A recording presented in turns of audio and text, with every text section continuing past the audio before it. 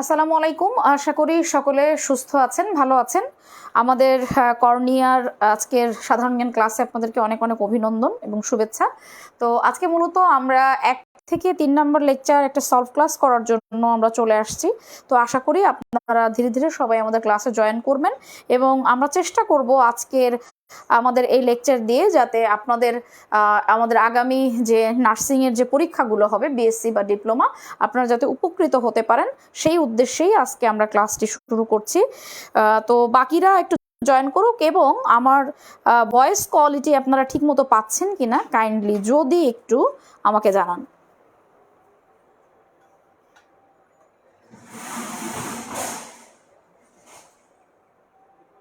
Voice quality ঠিকমতো পাচ্ছেন কিনা একটু কাইন্ডলি যদি জানান তাহলে খুবই খুশি হব। সাউন্ড ক্লিয়ার পাচ্ছেন কিনা? ওকে, আসসালামু আলাইকুম। জেবিন ইসলাম, বৃষ্টি, আনিশা, আয়াত, আপু ভালো আছি, আশা করি আপনারাও ভালো আছেন, সব কিছু ঠিক আছে, ধন্যবাদ। আচ্ছা, যারা আজকে আমাদের ক্লাসটিতে জয়েন করেছেন, আমরা প্রথমে একটু জাস্ট আমাদের বিগত বছরের কোশ্চেনটা একটু রিভিউ করব। তার আগে আপনাদের সবার কাছে আমাদের কর্নিয়ার সিলেবাসটা নিশ্চয়ই আছে। তো সিলেবাসে আমরা যে কাজটা করব, আমাদের প্রথম লেকচারে হচ্ছে আমাদের বাংলাদেশ পরিচিতি, সীমানা আয়তন অবস্থান, সীমান্তবর্তী স্থানগুলোর অবস্থান, ভূপ্রকৃতি, আমাদের বাংলাদেশের বিভিন্ন সম্পদ এবং বাংলাদেশের বিখ্যাত স্থান। এটা হচ্ছে আমাদের 1 নাম্বার লেকচার। তো আমরা 1 নাম্বার লেকচারকে একটু উদাহরণ দিয়েই বলি যে আমরা যখন সাধারণ জ্ঞানের পূর্ণাঙ্গ ক্লাসগুলো আসলে করি, তখন কিন্তু আমাদের ওভারঅল আপনাদেরকে সবকিছুই শিখাতে হয় যাতে আপনারা কর্নিয়াতে ভর্তি হয়েছেন, কোনো ধরনের কোনো তথ্য যাতে আপনাদের কমতি না থাকে, আমরা সেই চেষ্টাটাই করি। তবে আমরা যখন আমাদের প্রিপারেশনটাকে একটু গোছানোর চেষ্টা করি, তখন কিন্তু আমরা এই টপিকগুলোর মধ্যে থেকে একটু সামারি করার চেষ্টা করি যে আসলে কোন কোন টপিকগুলো থেকে প্রশ্ন আসবেই বা বিগত বছরগুলোতে সবসময় প্রশ্ন আসেই। তো সেই ধরনের টপিকগুলোকে আজকে আমরা প্রতিটা লেকচার থেকে একটু বেছে নিব এবং সেই জায়গাগুলোকে আমার মতো করে আপনাদের কাছে একটু পড়ানোর চেষ্টা করব এবং আমাদের সম্মানিত শিক্ষকরা যারা আগে ক্লাস নিয়েছেন তারা অবশ্যই এটা পারফেক্টলি সব কমপ্লিট করেছেন। আমি যেটা করব আজকে 3টা লেকচার থেকে কিছু বিশেষ বিশেষ তথ্য আমি পড়াবো এবং যেখানে আপনাদের প্রবলেমগুলো আছে আমি প্রবলেমগুলো শুনবো এবং দেখবো। তবে তার আগে আসেন আমরা একটু কোশ্চেনগুলো দেখি যে ডিপ্লোমা নার্সিংয়ে যারা এখানে ডিপ্লোমা নার্সিংয়ে আছেন এবং যারা বিএসসিও আছেন, বিএসসির কোশ্চেনটাও যদি আমাদের এখানে থাকে আমরা দেখব। তো প্রথমত আমরা কোশ্চেন নাম্বার 3-এ দেখেন একটা কোশ্চেন ছিল, কোন বইটি বঙ্গবন্ধু শেখ মুজিবুর রহমান কর্তৃক লিখিত নয়? দেখেন এখানে যে বইগুলো দেওয়া আছে 71-এর দিনগুলি, আমার দেখা নয়াচিন, কারাগারের রোজ নামছে এবং অসমাপ্ত আত্মজীবনী। আচ্ছা, মোটামুটি আমরা জানি যে মুক্তিযুদ্ধ রিলেটেড একটি প্রশ্ন মাস্ট বি, আপনার প্রশ্ন থাকবে শেখ মুজিবুর রহমান থেকে 1 নম্বর মাস্ট বি থাকবে। এবার আপনাদের যে কাজটি করতে হবে, শেখ মুজিবুর রহমানকে নিয়ে আলাদা করে একটা প্রিপারেশন নিতে হবে। সেই প্রিপারেশনের মধ্যে কি কি থাকবে? শেখ মুজিবুর রহমানের রাজনৈতিক জীবন, উনি ছাত্রলীগ তৈরি থেকে শুরু করে একদম মুক্তিযুদ্ধ পর্যন্ত ওনার জীবনী আপনাকে পড়তে হবে এবং 1975 সাল পর্যন্ত উনি রাষ্ট্র ক্ষমতায় যতদিন ছিলেন ওই পর্যন্ত ওনার জীবনে ঘটে যাওয়া ঘটনা বলে আপনাকে পড়তে হবে। এইবার এখানে দেখেছেন ওনার লিখিত কয়েকটি বই আছে, মানে ওনার জীবনে উনি যে ডায়েরিগুলো লিখতেন সেগুলোকেই পরবর্তীতে বই আকারে প্রকাশ করা হয়েছে। তো আপনি লক্ষ্য করেন, আপনি যদি জানতেন যে শেখ মুজিবুর রহমান এখন পর্যন্ত কোন বইগুলো লিখেছে, তাহলে আপনি কিন্তু খুব ইজিলি কি করতে পারতেন, এখানে বুঝতে পারতেন যে 71-এর দিনগুলি তার লেখা না। তার মানে শেখ মুজিবুর রহমানকে নিয়ে আপনার সুন্দর করে স্টাডি করতে হবে। আচ্ছা, এরপরে আমরা দেখি কি সাধারণ জ্ঞান প্রশ্ন আছে। নিজের কোনজন ভাষা শহীদ নয়? আচ্ছা, এবার একটু খেয়াল করি আমরা। এখানে দেখেন প্রশ্ন আছে, অপশনগুলো আছে নূর হোসেন, আব্দুল জব্বার, আব্দুল বরকত এবং রফিক উদ্দিন আহমেদ। মজার বিষয় হচ্ছে সবসময় আপনি প্রশ্ন কমন পাবেন না, কখনো কখনো আপনি প্রশ্নের অ্যান্সার আপনি কমন পাবেন। দেখেন এখানে একটা ব্যাখ্যা দেওয়া আছে সুন্দর করে। নূর হোসেন বাংলাদেশের গণতান্ত্রিক আন্দোলনের স্মরণীয় ব্যক্তিত্ব। তিনি 1987 সালের 10 নভেম্বর তৎকালীন বাংলাদেশের রাষ্ট্রপতি লেফটেন্যান্ট জেনারেল হোসেন মোহাম্মদ এরশাদের স্বৈরাচারী শাসন ব্যবস্থার বিরুদ্ধে উনি গণতন্ত্র প্রতিষ্ঠার লক্ষ্যে আন্দোলন করেছিলেন। এইবার দেখেন প্রশ্নটা খুবই সহজ। এই যে ছোটবেলা থেকে আব্দুল জব্বার, আবুল বরকত, রফিউদ্দিন আহমেদ, এই নামগুলো আমরা অনেক শুনছি, কিন্তু কি করছি, এই যে আব্দুল কথাটা পড়ি নাই, জব্বার জানি, বরকত জানি, আহমদ জানি, সরি রফিক জানি, কিন্তু এগুলো কি খুব কঠিন প্রশ্ন? কঠিন প্রশ্ন না। তো আমরা কোনো একটা ক্লাসে, আমার আগের ক্লাসটাতে আমি বলেছিলাম যে আপনি যখন 1947 থেকে মুক্তিযুদ্ধ পর্যন্ত পড়বেন, আপনি দেখবেন আপনার ইতিহাস বিষয়ক যে প্রশ্নগুলো আপনি কমন পাচ্ছেন। আচ্ছা, আমরা একটু পরবর্তী প্রশ্নে চলে যাব। পরবর্তী প্রশ্নের মধ্যে আন্তর্জাতিক বিষয়াবলী যদি আমরা লক্ষ্য করি, দেখেন সার্কভুক্ত দেশের রাজধানী নয় কোনটি? তার মানে হচ্ছে দক্ষিণ এশিয়া। আমরা যেহেতু এশিয়া মহাদেশে বসবাস করি, তার মানে এশিয়া মহাদেশ সম্পর্কে আমাদের খুব ভালো তথ্য জানা থাকতে হবে। ঠিক আছে, আজকে আমার লেকচার শিটের মধ্যে যেহেতু এই এশিয়া মহাদেশ পরিচিতি আছে, তো আমি আজকে আন্তর্জাতিক বিষয়গুলি দিয়ে আমাদের ক্লাসটা শুরু করব। তার মানে এখানে সার্কভুক্ত দেশের রাজধানী নয় কোনটি? আপনি যদি একটু লক্ষ্য করেন যে এখানে করাচি আছে, দিল্লি আছে, কাঠমান্ডু আছে, থিম্পু আছে। তো এবার এখানে দেখেন সার্কভুক্ত দেশের রাজধানী নয় কোনটি? দিল্লি, করাচি, কাঠমান্ডু, থিম্পু। করাচি রাজধানী শহর নয়, এটা আপনারা জানেন, কারণ পাকিস্তানের রাজধানী হচ্ছে ইসলামাবাদ। এখানেই হচ্ছে টুইস্ট। দেখেন, আপনি যদি দক্ষিণ এশিয়ায় যে 8টি রাষ্ট্র আছে, এই 8টি রাষ্ট্রের নাম যদি আপনি মুখস্থ করতেন, প্লাস আপনি যদি মুদ্রা রাজধানী মুখস্থ করতেন, তাহলে আপনি এই প্রশ্নের অ্যান্সারটা খুব ইজিলি করতে পারতেন যে করাচি এদের একটি শহর, কিন্তু সেটা কি না, রাজধানী না। আচ্ছা, এরপর আমরা চলে আসবো। দেখেন, নিচের কোন দেশ জোড়ায় নায়াগ্রা জলপ্রপাত আছে? আচ্ছা, আমরা কিছু টপিক আজকে বেছে নিছি, আমি আপনাদেরকে এখানে লিখাই দিব। সেই টপিকগুলোর মধ্যে এটা একটা, যেমন আপনি যেমন বাংলাদেশের ভূগোল পড়েন, আপনার পৃথিবীর ভূগোল সম্পর্কেও পড়তে হবে। তার মধ্যে আন্তর্জাতিক অঙ্গনের কি কি থাকবে জানেন? কিছু খাল থাকবে, যেমন পানামা খাল, গ্র্যান্ড খাল বা সুয়েজ খাল, আবার জলপ্রপাত থাকবে, হ্রদ থাকবে। তো এই টপিকটাকে যদি আপনি কমপ্লিট করেন, তাহলে আপনি 1 নম্বর কমন পেয়ে যাবেন। তো আমরা একটু লক্ষ্য করি যে কোন দুইটি দেশে নায়াগ্রা জলপ্রপাত অবস্থিত। এখানে দেখেন আপনার ব্যাখ্যায় দেওয়া আছে যে এই নায়াগ্রা জলপ্রপাত এই কানাডা এবং যুক্তরাষ্ট্র। কোনটি? কানাডা এবং যুক্তরাষ্ট্র, এই দুটি দেশে অবস্থিত।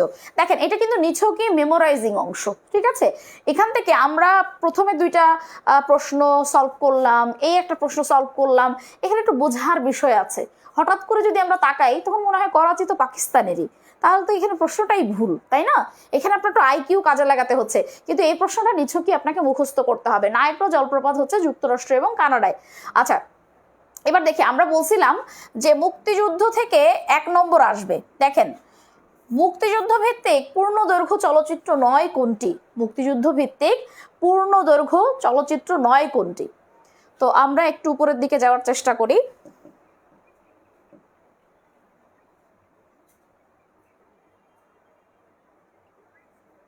মুক্তিযুদ্ধ ভিত্তিক চলচ্চিত্র নয় কোনটি?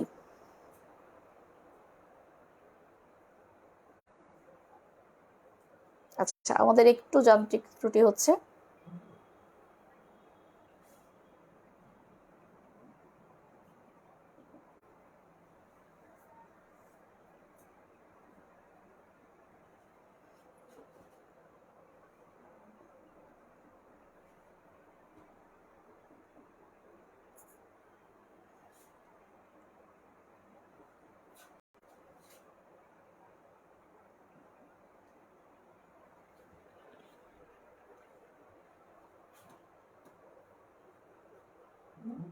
আচ্ছা, 1টা মিনিট, আমরা জাস্ট একটু টাইম দিচ্ছি।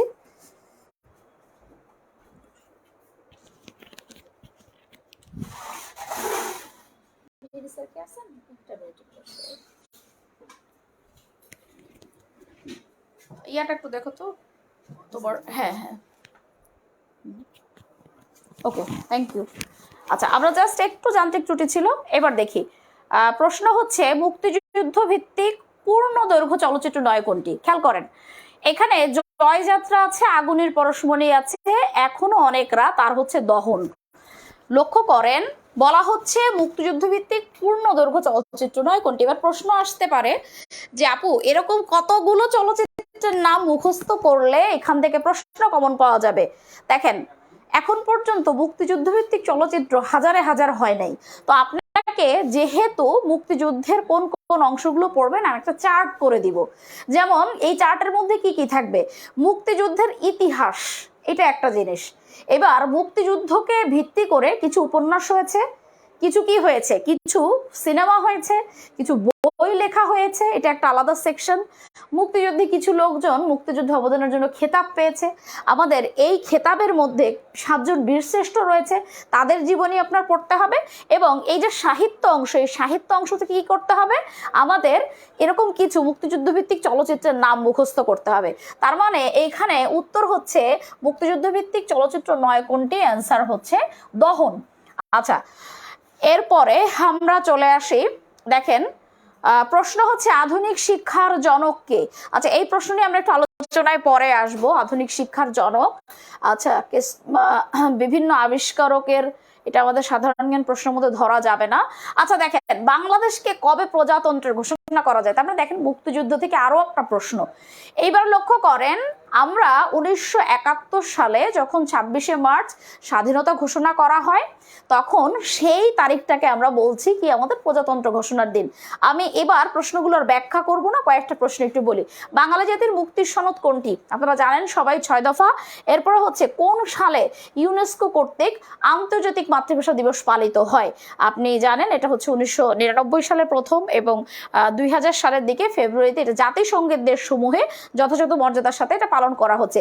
কতজন বাংলাদেশি এ পর্যন্ত এভারেস্ট জয় করেছে, বীর প্রতীক খেতাবপ্রাপ্ত নারী মুক্তিযোদ্ধা, আপনি লক্ষ্য করেন মুক্তিযুদ্ধ অংশ থেকে কতগুলো প্রশ্ন আসছে।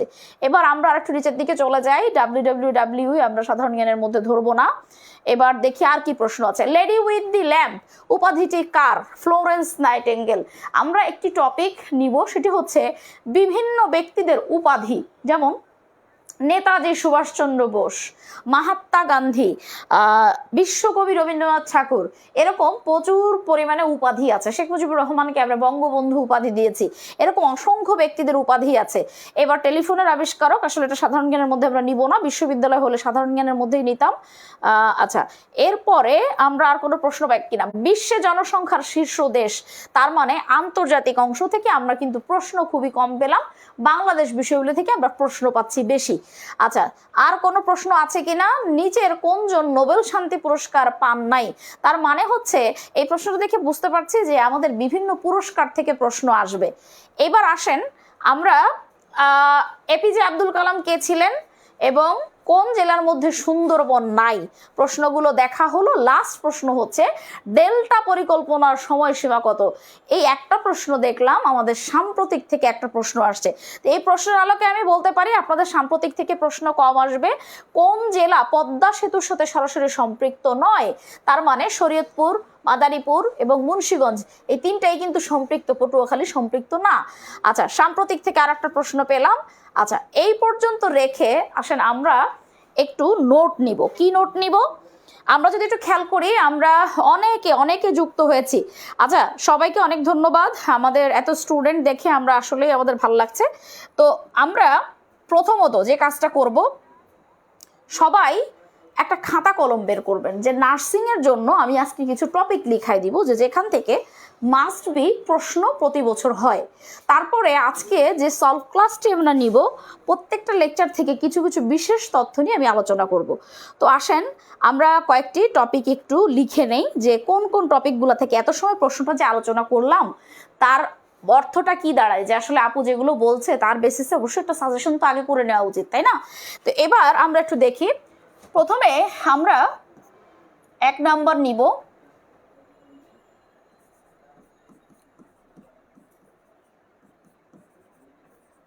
বাংলাদেশের ভৌগোলিক বিবরণ। বাংলাদেশের ভৌগোলিক বিবরণ। আচ্ছা, এই ভৌগোলিক বিবরণের মধ্যে আপনার কি কি পড়তেছে, আপনার পার্শ্ববর্তী দুটো দেশ আছে, তাদের সাথে সীমানা রয়েছে, আপনার নিজের দেশের যে জেলাগুলো রয়েছে তাদের গঠনগত বর্ণনা রয়েছে, আপনার দেশে কিছু পাহাড়, পর্বত বা বিভিন্ন ধরনের যে কি বলা যায় সম্পদ রয়েছে, বনজ সম্পদ রয়েছে, খনিজ সম্পদ রয়েছে, সবই। তারপরেও আমি এখানে আলাদা করে দুটো টপিক আলাদা লিখবো, যে মনে করলাম যে আমাদের ভৌগোলিক বিবরণের মধ্যে আমাদের সীমানা, আমাদের যে পার্শ্ববর্তী দুইটা প্রতিবেশী রাষ্ট্র আছে, আলাদা করে পাহাড় পর্বত, পাহাড় পর্বত, হ্রদ, বিল, চর এবং দ্বীপ। এখানে একটা কথা আপনাদেরকে একটু বলে যাই, এটা হচ্ছে বাংলাদেশ বিষয়বলী অংশের জন্য লিখছি। ঠিক এই যে সেকেন্ড যে টপিকটা, এই টপিকটা আমাদের আন্তর্জাতিক বিষয়বলির জন্য প্রযোজ্য থাকবে। তো তার মধ্যে কিছু জিনিস আসবে, যেমন পাহাড় পর্বত, হ্রদ, বিল, চর, দ্বীপ লিখলাম। আন্তর্জাতিক বিষয়বলির মধ্যে দ্বীপ থাকবে, জলপ্রপাত থাকবে, হ্রদ থাকবে, বিলের জায়গায় খাল থাকবে। এরকম একটা টপিক, ঠিক 10টি টপিক আমি নেক্সট ক্লাসে লেখাবো। আজকে শুধু বাংলাদেশ বিষয়বলির গুলো লিখাই দিব, যেখান থেকে আপনি প্রশ্ন কমন পাবেন। এরপরে লক্ষ্য করেন, বনজ সম্পদ, খনিজ সম্পদ। আচ্ছা, এরপর হচ্ছে বিদ্যুৎ সম্পদ।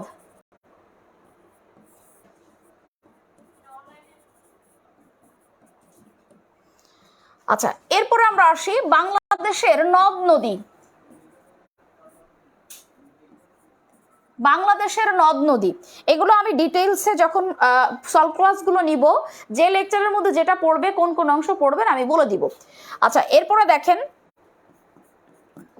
আপনাদের জন্য প্রাচীন বাংলার ইতিহাস, প্রাচীন জনপদ, এই অংশ থেকে বেশি গুরুত্বপূর্ণ হচ্ছে পাকিস্তানি আমল থেকে মুক্তিযুদ্ধের ইতিহাস। তারপরেও আমি দুইটা অংশ লিখব, কারণ আপনি রিস্ক নেবেন না, কারণ এই সাধারণ জ্ঞান অংশে হচ্ছে আপনি সবচেয়ে বেশি নম্বর তুলতে পারবেন। খেয়াল করি আমরা, প্রাচীন বাংলার ইতিহাস থেকে, প্রাচীন বাংলার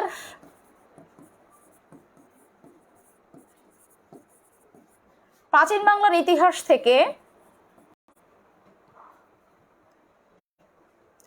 ইংরেজি শাসনামল।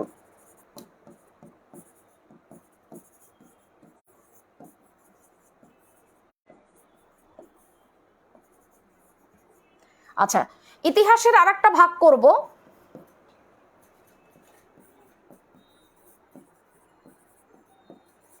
পাকিস্তানি শাসনামল থেকে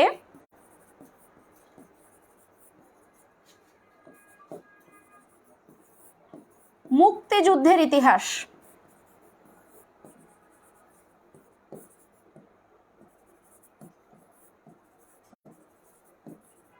আচ্ছা, পাকিস্তানি শাসনামল থেকে মুক্তিযুদ্ধের ইতিহাস, এই অংশটুকু যদি লেখা হয়ে যায়, আপনারা সবাই একটু ডান লিখে দেন। আমি তাহলে যেটা করব, আপনাদের পরবর্তী অংশটুকু লিখে দিব, এটুকু আমি ইরেজ করে দিব, আপনারা কাইন্ডলি একটু ডান লিখে দেন। এই অংশটা যদি আপু এটা কত নাম্বার শিট? ভাই আজকে হচ্ছে আমরা নীরব খান, আমরা হচ্ছে আজকে সলভ ক্লাস করব এবং কিভাবে আমাদের এই সাধারণ জ্ঞানটাকে একটু শর্ট সিলেবাসের মধ্যে নিয়ে আসতে পারি, সেই চেষ্টাটা আমরা করব। আচ্ছা, লেখা হয়ে গেলে একটু কাইন্ডলি ডান লিখে দিবেন। সবার কমেন্ট পড়বো, আসলে পড়াতে গেলে অনেক সময় কমেন্ট পড়া হয় না। আচ্ছা, কারেন্ট নাই, আচ্ছা কারেন্ট আসবে, আবার সমস্যা নাই। ওকে, আমরা একটু লক্ষ্য করি,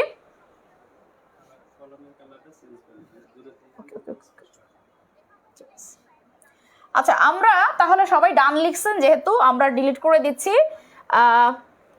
পরবর্তীতে যেগুলো আছে আমরা একটু দেখে নেই।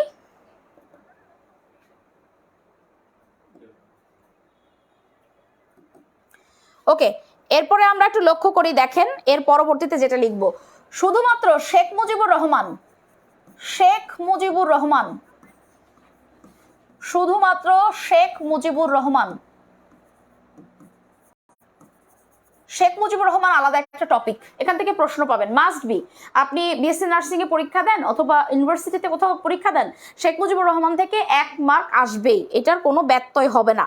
আচ্ছা, এরপরে আমরা একটু লক্ষ্য করি, এরপরে চলে আসবো সংবিধান।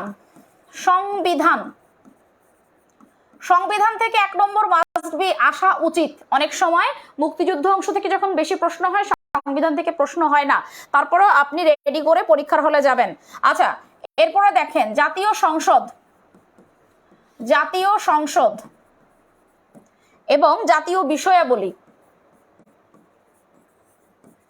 জাতীয় বিষয়াবলী। আচ্ছা, এই জাতীয় সংসদ থেকে 1 নম্বর হিসাব অনুযায়ী আপনার পরীক্ষায় থাকার কথা। প্লাস জাতীয় বিষয়াবলী বলতে আমরা কি বুঝি? আমাদের জাতীয় প্রতীক, আমাদের পতাকা, আমাদের জাতীয় সঙ্গীত, জাতীয় খেলা, বিভিন্ন ধরনের বিষয়বস্তু এটার মধ্যে চলে আসবে। আচ্ছা, এরপরে আমরা চলে আসি, দেখেন একটা টপিক যেটা আমরা বাংলাদেশেও পড়বো, আন্তর্জাতিকেও পড়বো, সেটা হচ্ছে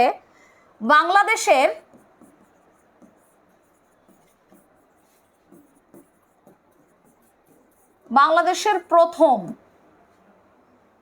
দীর্ঘতম ক্ষুদ্রতম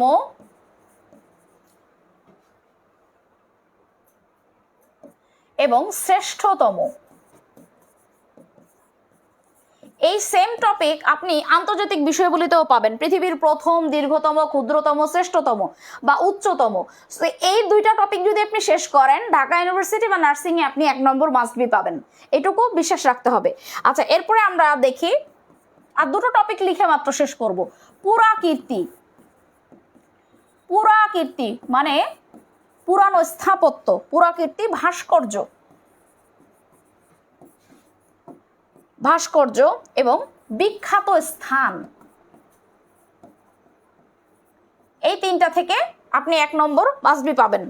আচ্ছা, বাংলাদেশের সংস্কৃতি, ওই যে একটু আগে আমরা প্রশ্ন পাইলাম, কোনটা মুক্তিযুদ্ধ ভিত্তিক উপন্যাস, অথবা কোনটা ভাষা আন্দোলনকে নিয়ে নির্মিত চলচ্চিত্র, অথবা এই যে মেডিকেলে কয়দিন আগে পরীক্ষা হয়ে গেছে, আপনারা দেখেছেন যে ওখানে সম্ভবত আমাদের প্রথম ডাক টিকিটে কোথাকার ছবি ছিল, তারপরে হচ্ছে আমাদের যে আমার ভাইয়ের রক্ত রাঙানো গানটির প্রথম সুরকারের নাম কি, এগুলো সব হচ্ছে বাংলাদেশের সংস্কৃতির মধ্যে পড়ে, বাংলাদেশের সংস্কৃতি।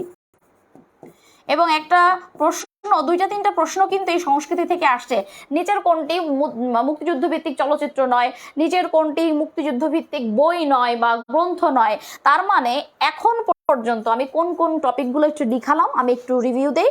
বাংলাদেশের ভৌগোলিক বিবরণ, পাহাড়, পর্বত, হ্রদ, বিল, চর, দ্বীপ, বনজ সম্পদ, খনিজ সম্পদ, বিদ্যুৎ সম্পদ, বাংলাদেশের নদ নদী, প্রাচীন বাংলার ইতিহাস ও প্রাচীন জনপদ এবং ইংরেজি শাসন আমল, পাকিস্তানি আমল থেকে মুক্তিযুদ্ধ পর্যন্ত, শেখ মুজিবুর রহমান এবং বাংলাদেশের সংবিধান, জাতীয় সংসদ, জাতীয় বিষয়াবলী, বাংলাদেশের প্রথম, দীর্ঘতম, ক্ষুদ্রতম, শ্রেষ্ঠতম, পুরাকীর্তি, ভাস্কর্য, বিখ্যাত স্থান এবং বাংলাদেশের সংস্কৃতি। এইবার আপনারা যারা নোট নিয়েছেন তাদের উদ্দেশ্যে বলছি, আপনারা এই কয়টা টপিককে নিয়ে আপনারা কি করবেন, নার্সিং এর প্রিপারেশনে আগাবেন। জাস্ট আপনি যদি এই কয়টা টপিককে সুন্দরভাবে কমপ্লিট করতে পারেন, তাহলে আপনি নার্সিং এ মাস্ট বি ভালো একটা ফলাফল আপনি পাবেন। এর বাইরে কোনো টপিক আপনার পড়ার প্রয়োজন নাই। তবে এই টপিকগুলোর মধ্যে কিন্তু অনেকগুলা করে সাব টপিক আছে। যেমন আমরা যদি বলি সংবিধান রচনার ইতিহাস আপনাকে পড়তে হবে, প্লাস আপনাকে কি করতে হবে, সংবিধানের অনুচ্ছেদগুলো পড়তে হবে, সংবিধানের সংশোধনী পড়তে হবে। তাহলে একটা টপিকের মধ্যে 3টা টপিক। আচ্ছা, এরপরে যদি আমরা লক্ষ্য করি, পুরাকীর্তি, ভাস্কর্য, বিখ্যাত স্থান, এখানে কিন্তু অ্যাকচুয়ালি 3টা টপিক আছে। আমরা যদি লক্ষ্য করি, শেখ মুজিবুর রহমানকে নিয়ে যদি আমরা সমস্ত তথ্য একত্রিত করতে যাই, দেখবেন 3টা-4টা ভাগ হয়ে যাবে। যেমন মুক্তিযুদ্ধের আগ পর্যন্ত ওনার জীবনী, ওনার রাজনৈতিক জীবন। আবার যদি আপনি লক্ষ্য করেন, মুক্তিযুদ্ধ পরবর্তী সময়ে 7ই মার্চের ভাষণ, ওনার স্বদেশ প্রত্যাবর্তন, এই একটা অংশ। আবার উনি যতদিন ক্ষমতায় ছিলেন, 71 থেকে 75 পর্যন্ত, ওনার এই রাষ্ট্র ক্ষমতায় থাকাকালীন সময়, প্লাস উনি মৃত্যুর পরে ওনার কিছু গ্রন্থ বের হয়েছে। তার মানে এই টপিকগুলোকে যদি আপনি সুন্দর করে সাজাতে পারেন, আপনি মাস্ট বি প্রশ্ন কমন পাবেন। আচ্ছা, এইবার আমরা একটু চলে আসি আমাদের পিডিএফ এ। আচ্ছা,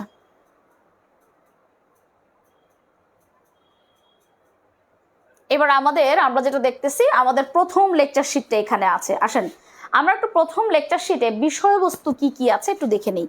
তো আমার কাছে লেকচার প্ল্যানটা আছে, নিশ্চয়ই আপনাদের কাছে আছে। আমাদের প্রথম যে লেকচারটা, এই লেকচারের মধ্যে আছে বাংলাদেশ পরিচিতি, অবস্থান, সীমান্তবর্তী স্থানগুলোর অবস্থান, ভূপ্রকৃতি, বাংলাদেশের সম্পদ, মাটি, কৃষি, খনিজ, প্রাণীজ এবং বনজ, এবং বিখ্যাত স্থাপত্য, স্থপতিতার অবস্থান।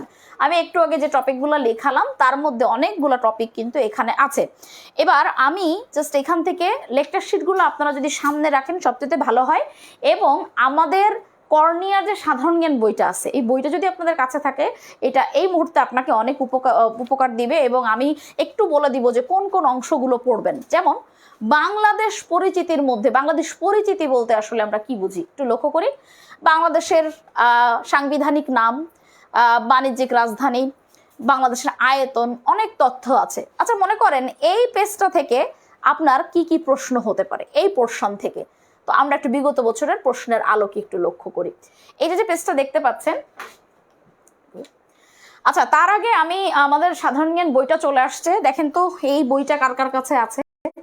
যার যার কাছে নাই আপনারা দ্রুত এই বইটা একটু কালেক্ট করেন। তার কারণ হচ্ছে আমাদের এই বইটা, আমরা দেখেন বইয়ের সাইজটা দেখলেই বুঝতে পারছেন বাজারে সব অনেক বড় বড় বই আছে। এখন আমরা যে ভুলটা করি, আমি এই লেকচার শিটটা সুন্দর করে সলভ করব তার আগে একটু বলি। যেমন আমরা বাজার থেকে যে কোনো একটা বই পারচেস করি, তো এটাতে আমাদের প্রবলেমটা কি হয়, বাজারের সমস্ত বইগুলা এক একটা বই আসলে এমনভাবে রচনা করা হয় যে সবাই যেন বইটা কেনে, কিন্তু এটাতে ক্ষতি হয় স্টুডেন্টের। মনে করেন একটা বই সেটা বিসিএস এর জন্যও পড়া যায়, আবার ইউনিভার্সিটির জন্য সেই একই বই পড়তেছেন, আবার কি করতেছেন নার্সিং পরীক্ষার জন্য একই সাথে পড়তেছেন। কিন্তু আমার 10 বছরের এক্সপিরিয়েন্স বলে যে আসলে আপনি যখন বিশ্ববিদ্যালয়ে ভর্তি পরীক্ষা দিতে যাবেন, নার্সিং এর থেকে এই প্রিপারেশনটা ডিটেলস। আপনি যখন ব্যাংক অথবা বিসিএস এ পরীক্ষা দিতে যাচ্ছেন সেটা আরও ডিটেলস। তাহলে কি করে এই তিনটা পক্ষের জন্য একটা বই হতে পারে? তো সেই দিকটা বিবেচনা করে আমরা এই বইটা আপনাদের জন্য তৈরি করছি। তো আমরা এই বইটার যে সূচিপত্রটা আছে, আমি এই সূচিপত্রটাই একটু আপনাদেরকে প্রথমে আসতেছি। দেখেন সূচিপত্রের প্রথম অংশে এই যে লেকচারটা আমরা এখন সলভ করাবো, ঠিক এই লেকচারটাই একদম শুরুতে আছে। দেখেন বাংলাদেশ পরিচিতি, বাংলাদেশের আয়তন ও সীমানা, পাহাড় পর্বত সমূহ এবং কতিপয় উপত্যকা, এই চারটা অংশ নিয়ে আমরা আজকে এখানে আলোচনা করব। এবং এই বইটা খুব স্বল্প সময়ে কমপ্লিট করা যায়। আপনি এমসিকিউ গুলোকে বাদ দিয়ে পুরো তথ্যগুলো পড়তে আপনার 1 মাসের বেশি সময় লাগবে না।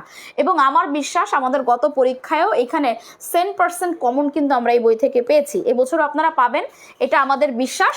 তো যাই হোক, আমরা একটু লেকচার শিটে চলে আসি। খেয়াল করেন, প্রথমত আমার কোন ধরনের প্রশ্নগুলো আসে। যেমন ধরেন বাংলাদেশের সাংবিধানিক নাম কি, আপনাকে প্রশ্ন করবে যে গণপ্রজাতন্ত্রী বাংলাদেশের নিচের কোনটি ইংরেজি নাম বা সাংবিধানিকভাবে ইংরেজি নাম কোনটি।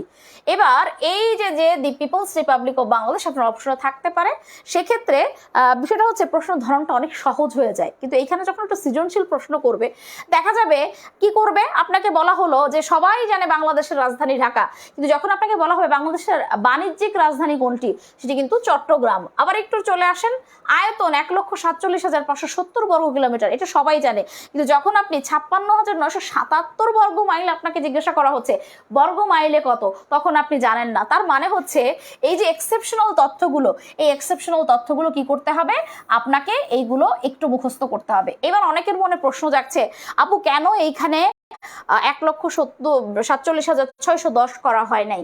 মনে রাখবেন, যখন আমরা এই সমুদ্র বিজয়ে মিয়ানমার এবং ভারতের কাছ থেকে কিছু জায়গা আমরা লাভ করেছি, সেটা কিন্তু জাতীয় তথ্যকোষে এখন পর্যন্ত অ্যাড হয় না। যতদিন অ্যাড না হয় ততদিন আমরা এটাকে অ্যাড করতে পারবো না। দেখেন এই যে পাতাটা, এখান থেকে প্রথমত আপনারা যে তথ্যগুলো মুখস্থ করবেন, যেমন আয়তনটা মুখস্থ করে রাখবেন, আমাদের মোট সীমারেখা মুখস্থ করবেন, জনসংখ্যা, এই যে দেখেন আদমশুমারি 2022 অনুযায়ী আমাদের আদমশুমারির জনসংখ্যা কত, এই জনসংখ্যাটা আপনারা মুখস্থ করবেন। দেন হচ্ছে দেখেন আমাদের নারী পুরুষের ঘনত্ব, এটা হচ্ছে আমাদের অর্থনৈতিক সমীক্ষা প্লাস আমাদের আদমশুমারির যে গণনা, দুটো সমীক্ষা বের হয়। এই দুটো সমীক্ষার মধ্যে দেখবেন জনসংখ্যার ঘনত্ব কত বা সাক্ষরতার হার কত, এখানে অনেক তথ্য আমি দেখছি যে আপডেট নাই। এই আপডেটগুলা আপনারা কারেন্ট অ্যাফেয়ার্সটা একটু দেখবেন, তাহলে আপডেট তথ্য আপনারা পেয়ে যাবেন। এবার এখানে দেখেন, এখান থেকে কিছু তথ্য আমরা একটু লক্ষ্য করি। এই যে স্থানীয় সময় গ্রিনিচ হচ্ছে 6 ঘন্টা আগে, এই 6 ঘন্টা আগে মানে একটু লক্ষ্য করি, আমাদের পৃথিবীর একদম মূল মধ্যরেখা যেখানে গ্রিনিস মান মন্দির বলা হয়, যে জায়গাটাকে লন্ডনের গ্রিনিস নামক জায়গাটা। তো সেই জায়গাটা পৃথিবী যদি মনে করেন এই সেন্ট্রালে ঠিক এরকম একটা জায়গায়, তো এইখান থেকে মনে করেন আপনি যত ঘর কি করবেন, আপনি ডান দিকে যাবেন 1 ঘন্টা করে যুক্ত হবে, বা দিকে গেলে 1 ঘন্টা করে কি হবে, মাইনাস হবে। তো সেই অনুযায়ী আমাদের এই গ্রিনিচ সময় অপেক্ষা 6 ঘন্টা হচ্ছে বেশি। এবার এখানে মাথা পিছু আয় মুখস্থ করে রাখবেন, যদি কেউ বিশ্ববিদ্যালয়ে ভর্তি পরীক্ষা দেন, সাথে নার্সিংও দিবেন, মাথা পিছু আয়টা একটু দেখে রাখবেন, কারণ হচ্ছে রিসেন্ট তথ্যগুলো থেকে এখানে আমাদের প্রশ্ন আসে।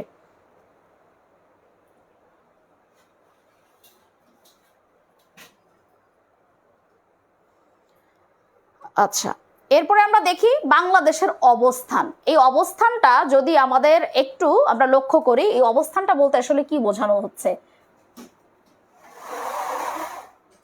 দেখেন, আমরা একটা প্রশ্ন পাই। প্রশ্নটা কি, বাংলাদেশের সর্ব দক্ষিণের জেলা কোনটা, দক্ষিণের থানা কোনটা, দক্ষিণের স্থান কোনটা। এরপরে প্রশ্ন পাই সর্ব উত্তরের থানা কোনটা, উত্তরের জেলা কোনটা, বা পশ্চিমের জেলা কোনটা। তো এই ক্ষেত্রে আমরা একটা কাজ করতে পারি, সেটা হচ্ছে আজকেই আপনারা একটা বাংলাদেশের মানচিত্র নামাবেন। আপনাদের বাংলাদেশের একটা মানচিত্র নামায়ে খাতার মধ্যে মানচিত্রটাকে আঁকবেন, এবং কোন জেলা কোথায়, মনে করেন সর্বপূর্বের জেলা হচ্ছে বান্দরবন, সর্বপশ্চিমের জেলা হচ্ছে চাঁপাইনবাবগঞ্জ, এইগুলোকে নিজে ড্রয়িং করবেন। এবং থানা কোন দিকে, আপনার ইউনিয়ন কোন দিকে, সর্বদক্ষিণের, সর্ব উত্তরের, সর্বপশ্চিমের, সর্বপূর্বের, এইগুলাকে ড্রয়িং করে পড়লে অনেকটাই সুবিধা হয়। দেখেন এইখান থেকে এই যে বাংলাদেশের অবস্থান, এই অবস্থান থেকে মাস্ট বি, দেখেন উত্তরের এই যে হচ্ছে স্থান, থানা, জেলা। এখানে মজার বিষয় হচ্ছে এই ভারতের অঙ্গরাজ্যগুলোকে পড়ার কোনো প্রয়োজন নাই। কি বলছি, ভারতের অঙ্গরাজ্যগুলোকে পড়বেন না। চারদিকের উত্তরের জেলা আগে পড়বেন, থানা পরে পড়বেন, তারপরে পড়বেন স্থান। এবং খেয়াল করেন এই বাংলা বান্ধা হচ্ছে একটা ইউনিয়ন, এবং এই যে বাংলা বান্ধা না, এই বাংলা বান্ধা হচ্ছে সর্ব উত্তরের স্থান। এবার একটু খেয়াল করতে হবে, এখানে 2 ধরনের প্রশ্ন হয় যে সর্ব উত্তরের লোকালয় কোনটা। তো সর্ব উত্তরের লোকালয় কি, মনে করেন এখানে হচ্ছে বাংলা বান্ধা আছে, এই বাংলা বান্ধা ইউনিয়নে অবশ্যই লোকজন বসবাস করে, কিন্তু এই বাংলা বান্ধা ইউনিয়নের মধ্যে আবার একটা বাংলা বান্ধা কি আছে বলেন তো, স্থল বন্দর আছে। তো এই স্থল বন্দরে কিন্তু লোকজন শুধু কাজের উদ্দেশ্যে যায়। তো আপনাকে প্রশ্ন করবে সর্ব উত্তরের স্থান কোথায়, তো সেটা হচ্ছে ওই বাংলা বান্ধা যে স্থল বন্দর সেইটা। আর এই যে জায়গির জোত, এই জায়গির জোত পর্যন্ত লোকজন বসবাস করে। এবার দেখেন দক্ষিণ দিকের জেলা হচ্ছে কক্সবাজার, থানা হচ্ছে টেকনাফ, আর এই যে ছেড়াদ্বীপ, এর আগে আরো জিনিসপত্র আছে শোনেন। টেকনাফ, এই যে ছেড়াদ্বীপ দেখতে পাচ্ছেন, এই ছেড়াদ্বীপের আগে আর একটা জায়গা আছে, সেটা কি বলেন তো, ওই যে সেন্ট মার্টিন ইউনিয়নের মধ্যে কলাপাড়া নামে একটা জায়গা আছে। কি পাড়া, কলাপাড়া। এই কলাপাড়া হচ্ছে লোকালয়, এই কলাপাড়া হচ্ছে কি লোকালয়। আচ্ছা, আমরা একটু জাস্ট লেখার ইয়াটা করে নেই, সরি।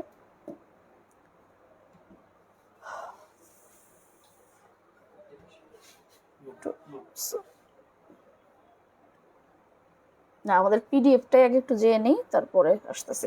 আচ্ছা, একটু জাস্ট দেখেন, এখানে বলা হচ্ছে দক্ষিণের স্থান হচ্ছে ছেড়াদ্বীপ। তবে এখানে একটু মাথায় রাখতে হবে, ছেড়াদ্বীপে হচ্ছে লোকজন বসবাস করে না। ছেড়াদ্বীপে কি করে না, লোকজন বসবাস করে না। 6-7 মাসের জন্য জেলেরা এখানে মাছ ধরে। তো আপনাকে প্রশ্ন করবে সর্বদক্ষিণের স্থান কোনটা, কিন্তু মনে রাখবেন এই ছেড়াদ্বীপের আগে কি আছে বলেন তো, ছেড়াদ্বীপের আগে এখানে লোকালয় আছে। এই লোকালয়ের নাম হচ্ছে কলাপাড়া, লোকালয়ের নাম হচ্ছে কলাপাড়া, এটা মনে রাখবেন। এবং আপনাকে যখন প্রশ্ন করবে সর্বদক্ষিণের লোকালয় কোনটা, সেটা হচ্ছে কলাপাড়া। সর্বদক্ষিণের স্থান কোনটা, সেটা হচ্ছে ছেড়াদ্বীপ। আচ্ছা, এইবার একটু লক্ষ্য করি। এরপরে হচ্ছে দেখেন সর্বপূর্ব দিকের জেলা হচ্ছে বান্দরবান, আর থানা হচ্ছে থানচি, এবং স্থান হচ্ছে আখাইনটং। এই অংশটা যেখানে আপনার লেকচার শিটে আছে সেইখানে 3টা স্টার চিহ্ন দেন। এই অংশটা মোস্ট ইম্পর্টেন্ট আপনার জন্য, এবং এই অংশটাকে মুখস্থ করার প্রয়োজন নাই। ভারতের অঙ্গরাজ্য, এই অংশটাকে মুখস্থ করার প্রয়োজন নাই। এবার দেখেন পশ্চিম দিকের জেলা হচ্ছে চাঁপাইনবাবগঞ্জ, থানা হচ্ছে শিবগঞ্জ এবং স্থান হচ্ছে মোনাকষা। তাইলে লক্ষ্য করেন আপনার এই উত্তর দিকে এবং দক্ষিণ দিকে একটু ঝামেলা আছে, যে উত্তর দিকের লোকালয় হচ্ছে জায়গিরজোত এবং উত্তর দিকের স্থান হচ্ছে বাংলাবান্ধা, যেখানে কোনো লোকজন বসবাস করে না। তাহলে লোকালয় উল্লেখ করলে উত্তরের সর্ব উত্তরের লোকালয় হচ্ছে জায়গিরজোত আর সর্বদক্ষিণের লোকালয় হচ্ছে কলাপাড়া। এবার জনসংখ্যায় ছোট বড়, আয়তনে ছোট বড়। শোনেন, সবচেয়ে বেশি প্রশ্ন আসে এই যে আয়তনে ছোট বড়। খেয়াল করেন, আয়তনে ছোট বড় সবচেয়ে বেশি প্রশ্ন আসে। মানে আয়তনে সবচেয়ে বড় বিভাগ কোনটা? চিটাগাং। আয়তনে সবচেয়ে ছোট বিভাগ হচ্ছে সিলেট। সবচেয়ে বড় জেলা হচ্ছে রাঙামাটি, ছোট জেলা হচ্ছে নারায়ণগঞ্জ। কেন এই জনসংখ্যা আসে না? কারণ এই জনসংখ্যা এই তথ্যটা হচ্ছে সবসময় বাড়ে কমে, এই জন্য রিসেন্ট তথ্যগুলো কিন্তু নার্সিং এ কম আসে। তারপরেও একটু দেখে রাখবেন যে সবচেয়ে বড় বিভাগ আর সবচেয়ে ছোট বিভাগ, জেলা বা থানাগুলো দেখার দরকার নাই। আচ্ছা, এরপরে আমরা চলে আসব পরবর্তী পৃষ্ঠায়।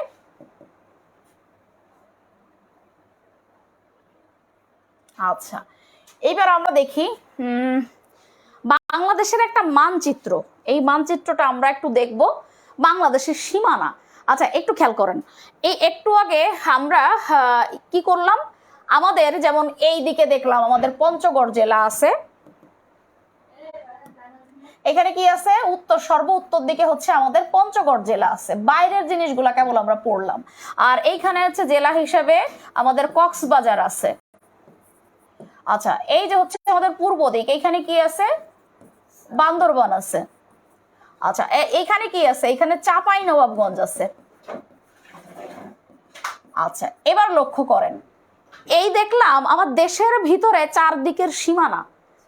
Thank you. দেশের ভিতরে আমি চারদিকের সীমানা দেখলাম। ওকে, এবার যদি একটু লক্ষ্য করি তাহলে এই যে চারপাশ দিয়ে কি আছে, আমাদের ইন্ডিয়া আছে। এই ইন্ডিয়ার সীমানা মানে কোথায় কোন সীমানা আছে, এইখান থেকে কিছু প্রশ্ন আপনাদের আসবে। জাস্ট আমি সেই জিনিসগুলো একটু সলভ করে দিব, যেহেতু এটা আমাদের সলভ ক্লাস। আপনি এর আগে যেভাবেই করেন না কেন, জাস্ট আমি আপনাদেরকে একটু ধারণা দিব, কারণ একটা প্রশ্ন আমাদের আসে, নিচের কোনটি সেভেন সিস্টার্সের অন্তর্গত নয় কিন্তু বাংলাদেশ সীমান্তে অবস্থিত? এটা নার্সিং এ সবচাইতে বেশি প্রশ্ন আসে। তো আমরা জাস্ট একটু সলভ করে নিব।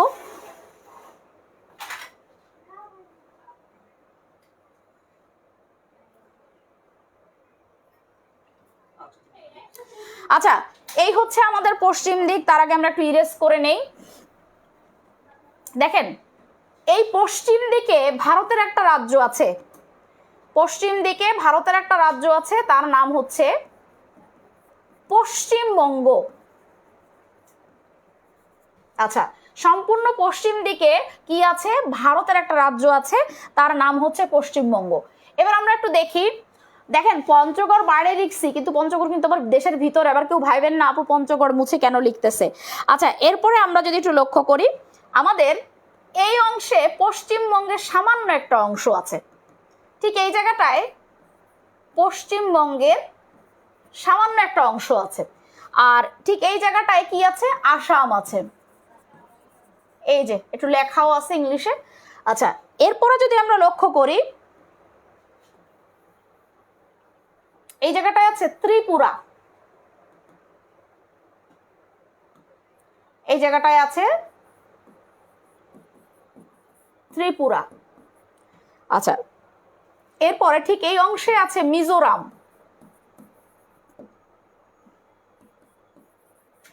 আচ্ছা, এবার লক্ষ্য করেন, পশ্চিম দিকে পশ্চিমবঙ্গ আছে, এখানে কি আছে, আসাম আছে। আবার যদি লক্ষ্য করি এই অংশে ত্রিপুরা, এইখানে সামান্য একটু জায়গায় কিন্তু আবার কি আছে, আসাম আছে, তাই না? তো মনে রাখবেন, এই যে যে অংশটা দেখলাম পশ্চিম দিকে পশ্চিমবঙ্গ, তার কিছু অংশ এই দিকেও আছে, উত্তর দিকেও আছে, এবং উত্তর দিকে আসাম আছে, এবং আমাদের পূর্ব দিকে কি আছে, ত্রিপুরা আছে, মিজোরাম আছে, আবার আসামের কিছু অংশ আছে। এইবার এই হচ্ছে দক্ষিণ দিক। প্রশ্ন করা হবে দক্ষিণ দিকে কি আছে। দক্ষিণ দিকে দেখেন বঙ্গোপসাগর আছে, দক্ষিণ দিকে আছে আপনার বঙ্গোপসাগর। এবং লক্ষ্য করেন এই বঙ্গোপসাগরের কেবলই পরে এখানে ভারতের একটা দ্বীপপুঞ্জ আছে, তার নাম হচ্ছে আন্দামান নিকোবর দ্বীপপুঞ্জ। আন্দামান নিকোবর দ্বীপপুঞ্জ। আন্দামান নিকোবর দ্বীপপুঞ্জ।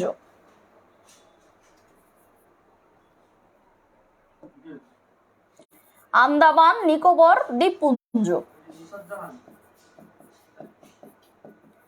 আচ্ছা, এইবার দেখেন ঢাকা বিশ্ববিদ্যালয় সহ নার্সিং এও প্রশ্ন আসছে, দক্ষিণ দিকে কি আছে? বঙ্গোপসাগর এবং আন্দামান নিকোবর দ্বীপপুঞ্জ।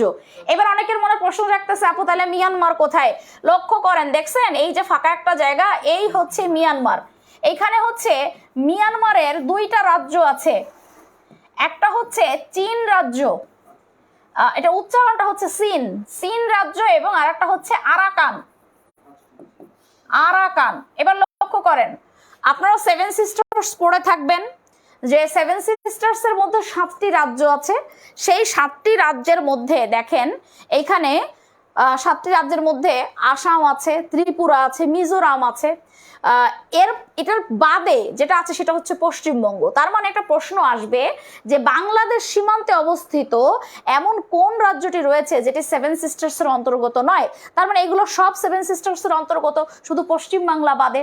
তাহলে এবার আমরা আমাদের মূল লেকচার শিটে একটু ফিরে যাই। আসেন, বাংলাদেশের সীমানা, এই বাংলাদেশের সীমানা থেকে আপনারা আর কয়েকটা তথ্য একটু মুখস্থ করবেন, একটু লক্ষ্য করেন। যেমন এখানে দেখেন, ওই যে বাংলাদেশের সাথে শুরুতেই আছে যতটি রাজ্যের কি রয়েছে, সীমান্ত রয়েছে, আসাম, মিজোরাম, ত্রিপুরা, মেঘালয়, পশ্চিমবঙ্গ।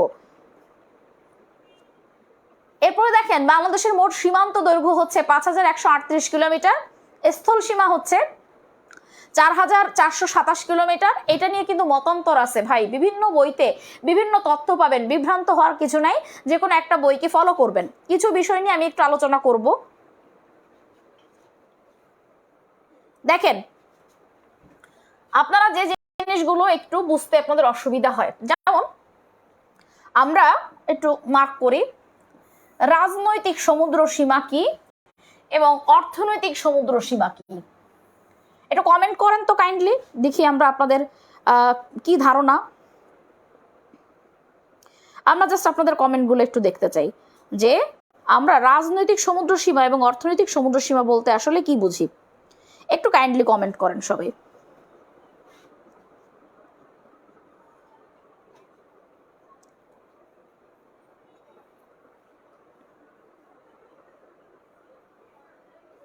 আচ্ছা, একটু কমেন্ট করেন কাইন্ডলি।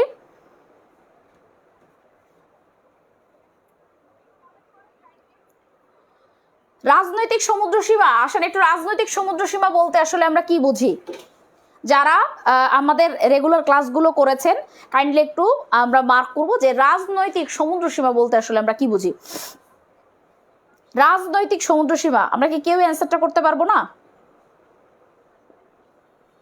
একটু কাইন্ডলি আমরা যদি কমেন্ট করি। দেখেন, আমাদের প্রতিটা দেশের, যাদের আমরা সমুদ্র উপকূলে আমাদের দেশগুলো রয়েছে, তাদের মহীসোপানের পর থেকে 12 নটিক্যাল মাইল, মহীসোপানের পর থেকে 12 নটিক্যাল মাইল হচ্ছে রাজনৈতিক সমুদ্র সীমা।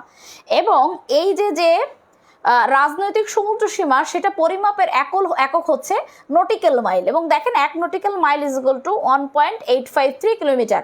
এবার খেয়াল করেন, এটা তো বুঝলেন যে এই রাজনৈতিক সমুদ্র সীমার মধ্যে বাইরে থেকে কোনো লোকজন যদি প্রবেশ করতে চায়, অবশ্যই আপনার দেশের পারমিশন লাগবে।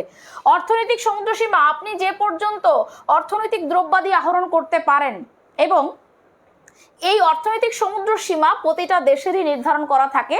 এই এলাকার মধ্যে ঢুকতে হলে কোস্ট গার্ড বা নৌবাহিনীর যারা রয়েছে তাদের পারমিশন ছাড়া আপনার দেশে প্রবেশ করতে পারবে না। আপনি অনেক সময় দেখছেন যে আমাদের যারা জেলেরা আছে, এরা কখনো কখনো কি করে বলেন তো, ইন্ডিয়ার সীমানার মধ্যে প্রবেশ করে। আবার কখনো কখনো ইন্ডিয়ার যারা ভারতীয় জেলেরা আছে তারা আমাদের দেশে প্রবেশ করে। এইবার আমরা কিছু কনফিউশন যে বিষয়গুলো নিয়ে হয়, আমরা একটু আলোচনা করি। বাংলাদেশের মোট সীমান্তবর্তী জেলা হচ্ছে 32টি। আচ্ছা, এখানে অনেকেরই একটা দ্বিধা আছে যে ভারতের সাথে যদি 30টি হয়, মিয়ানমারের সাথে যদি 3টি হয়, তাহলে নিশ্চয়ই কি হয় 33টি। তাহলে আরেকটা কই গেল, 32টি কেন হইলো? কারণ হচ্ছে দুইটা দেশের মধ্যে একটা কমন আছে, সেটা হচ্ছে রাঙামাটি। এই রাঙামাটির কি, রাঙামাটির অবস্থান আপনার কোথায় আছে? রাঙামাটি মিয়ানমারের সাথেও আছে, ভারতের সাথেও আছে। এই তিনটা তথ্য খুব গুরুত্বপূর্ণ নার্সিং এর জন্য, এই তিনটা তথ্য খুব গুরুত্বপূর্ণ।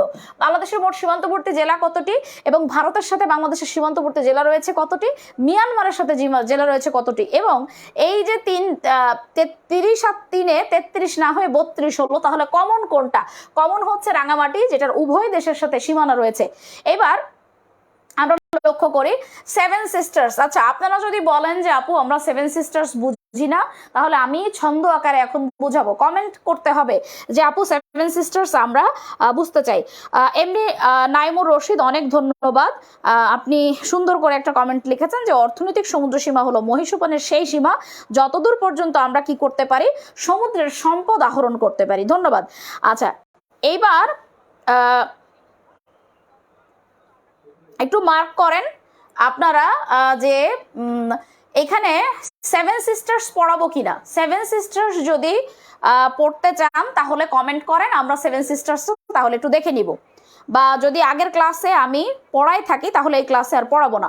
আচ্ছা, একজন কমেন্ট করেছেন এমসিকিউতে যদি কোনো ভুল থাকে এটার কারেকশন আমরা দিব, তবে বিষয়টা হচ্ছে আমাদের মূল তথ্যে আশা করি কোনো ধরনের কোনো ভুল নাই, বিভ্রান্তি হইতে পারে, বিভিন্ন বইতে বিভিন্ন ধরনের তথ্য থাকে। আপনারা কি করবেন, আমাদের যে গ্রুপগুলো আছে সেখানে আপনারা তথ্যগুলো পাঠাবেন, আমরা আপনাদের কি করতে পারি সঠিকভাবে আমরা এগুলো কারেক্ট করে দিব। আচ্ছা, এরপরে লক্ষ্য করেন আমরা সেভেন সিস্টার্স, সেভেন সিস্টার্স যদি বুঝতে চান তাহলে আমরা একটু ছন্দ আকারে এটা একটু বুঝে নিই। হ্যাঁ, কারণ সেভেন সিস্টার্স কিন্তু অনেক কনফিউশন থাকে, এবং আমি বুঝতেছি যে যখন বললাম যে বাংলাদেশ সীমান্তে অবস্থিত কিন্তু সেভেন সিস্টার্সের অন্তর্গত নয়, তো সেইটা অনেকেই দেখলাম রেসপন্স করেন নাই।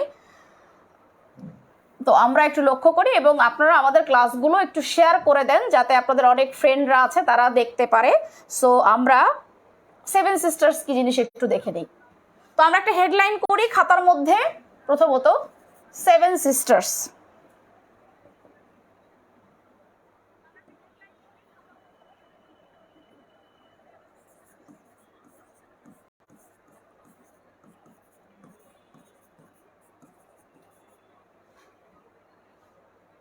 Seven sisters.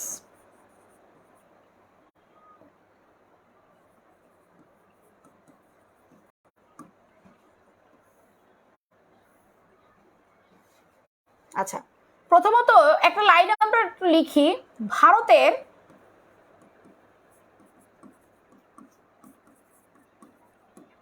উত্তর পূর্বাঞ্চলীয়, ভারতের উত্তর পূর্বাঞ্চলীয় 7টি রাজ্য, ভারতের উত্তর পূর্বাঞ্চলীয় 7টি রাজ্য, ভারতের উত্তর পূর্বাঞ্চলীয় 7টি রাজ্য। আচ্ছা,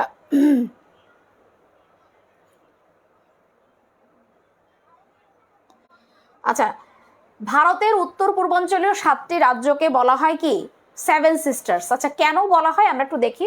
এই 7টি রাজ্য ভারতের মূল ভূখণ্ড থেকে অনেক দূরে, ঠিক আছে, মূল ভূখণ্ড থেকে একটু বিচ্ছিন্ন, এবং একমাত্র সিকিম করিডোর দিয়ে এই 7টি রাজ্যে আপনি যেতে পারবেন। এবং একটা কথা মাথায় রাখেন, এই 7টি রাজ্যই হচ্ছে ভারতের কাছ থেকে স্বাধীনতা চায়, 7টি রাজ্যই ভারতের কাছ থেকে স্বাধীনতা চায়, ঠিক আছে। তো এই 7টি রাজ্যের নাম আমরা কিভাবে মনে রাখবো, একটা ছন্দ লিখবো,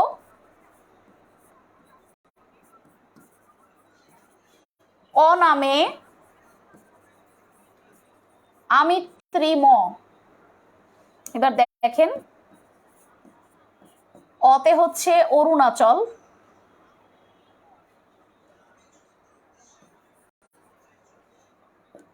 অতে হচ্ছে অরুণাচল,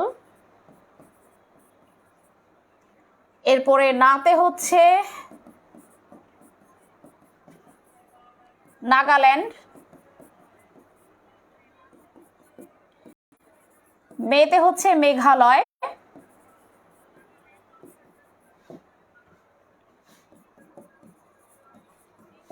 আতে হচ্ছে আসাম, মিতে হচ্ছে মিজোরাম,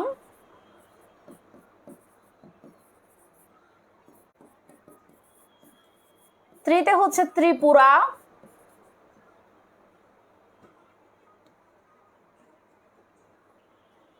ত্রিতে হচ্ছে ত্রিপুরা, আর মতে হচ্ছে মণিপুর। আচ্ছা, আপনাকে প্রশ্ন করতে পারে নিচের কোনটি সেভেন সিস্টার্স এর অন্তর্গত, তাহলে আমরা একটু লক্ষ্য করি। অ নামে আমিত্রি ম, অতে হচ্ছে অরুণাচল, নাতে নাগাল্যান্ড, বেতে মেঘালয়, আতে আসাম, মিতে মিজোরাম, ত্রিতে ত্রিপুরা এবং মতে হচ্ছে মণিপুর। এবার লক্ষ্য করেন এই বাংলাদেশ সীমান্তে এইখান থেকে 4টা রাজ্য বাংলাদেশের সীমান্তে আছে আর পশ্চিমবঙ্গ আছে, তাহলে সেটাকে কিভাবে মনে রাখা যায়? আচ্ছা, আশা করি আপনারা সবাই মোটামুটি এটা বুঝেছেন। আচ্ছা, যারা এটা বুঝতে পারেন নাই কমেন্টে জানান, যদি না বুঝেন তাহলে আমরা আরেকবার বুঝাবো। ভারতের উত্তর পূর্বাঞ্চলীয় 7টি রাজ্য, অনামে আমিত্রি ম, অতে হচ্ছে অরুণাচল, নাতে হচ্ছে নাগাল্যান্ড, মেতে হচ্ছে মেঘালয় এবং আতে হচ্ছে আসাম, মিতে মিজোরাম, ত্রিতে ত্রিপুরা, মতে হচ্ছে মণিপুর। আচ্ছা, এরপরে দেখেন আমরা চলে আসব এই জায়গাটায়, এই অংশটা যদি মুছে দিতে পারি তাহলে আপনারা একটু ডান লিখেন যে যাদের লেখা হয়ে গেছে। ওকে, ধন্যবাদ নুসরাত জাহান ফারজানা, ধন্যবাদ। তাহলে আমরা এই অংশটা মুছে দিতে পারি। আমরা এই অংশটাকে একটু মুছে দিয়ে আর একটা টেকনিক শিখি। দেখেন, বাংলাদেশ সীমান্তে আমরা সেভেন সিস্টার্স এর অংশ মনে করেন শেষ করলাম। জাস্ট আমরা এখানে আরেকটা টপিক একটু শিখে নিব, যে একটু আগে আমরা যখন প্রশ্ন করলাম আমরা কেন এটা অ্যান্সার করতে পারলাম না। তো একটু লক্ষ্য করি, দেখেন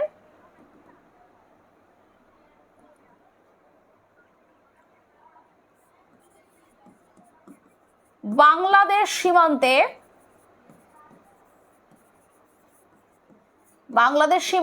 ভারতের রাজ্য, বাংলাদেশ সীমান্তে ভারতের রাজ্য। আচ্ছা দেখেন, আমরা আরেকটা টেকনিক লিখব, সেটা হচ্ছে আমিত্রি ম্যাপ। অনেকেরই মনে থাকে না যে কোন 5টা রাজ্য কি আমাদের সীমান্তে অবস্থিত, তাই না? এটা মনে থাকে না। তো আমিত্রি ম্যাপ, এখন আমরা কি শিখতেছি? বাংলাদেশ সীমান্তে ভারতের রাজ্য। এবার দেখেন, আতে হচ্ছে আসাম,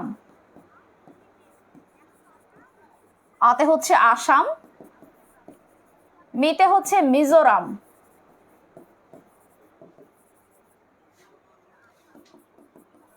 ত্রিতে হচ্ছে ত্রিপুরা,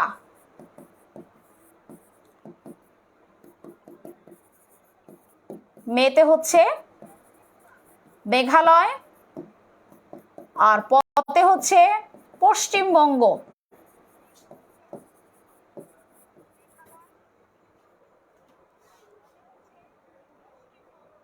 আচ্ছা দেখেন, বাংলাদেশ সীমান্তে ভারতের রাজ্য আমিত্রি ম্যাপ, আতে হচ্ছে আসাম, মিতে মিজোরাম, ত্রিতে ত্রিপুরা এবং মেতে হচ্ছে মেঘালয়, পতে হচ্ছে পশ্চিমবঙ্গ। এইবার যারা অনেক সময় মুখস্থ রাখতে পারেন না যে বাংলাদেশ সীমান্তে ভারতের কতটি রাজ্য আছে, তাদের জন্য এই টেকনিকটা অনেক হেল্পে আসবে। আচ্ছা, এইবার আমরা আবার একটু লেকচার শিটে চলে যাচ্ছি পুনরায়।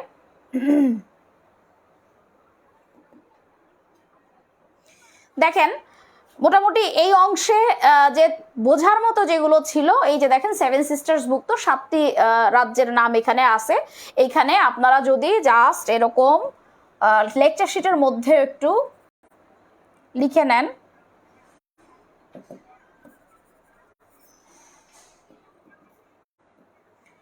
ঠিক যে জায়গাটা এরকম লেকচার শিটের মধ্যে দেওয়া আছে,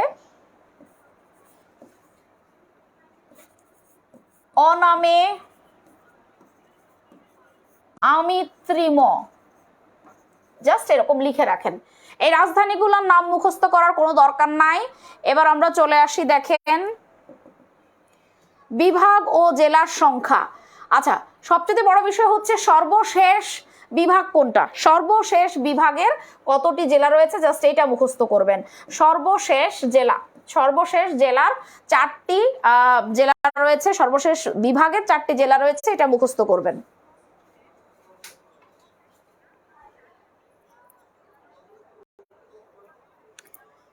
আচ্ছা, কিছু কমেন্ট করতেছে, ব্লক করতে বলেন এদেরকে।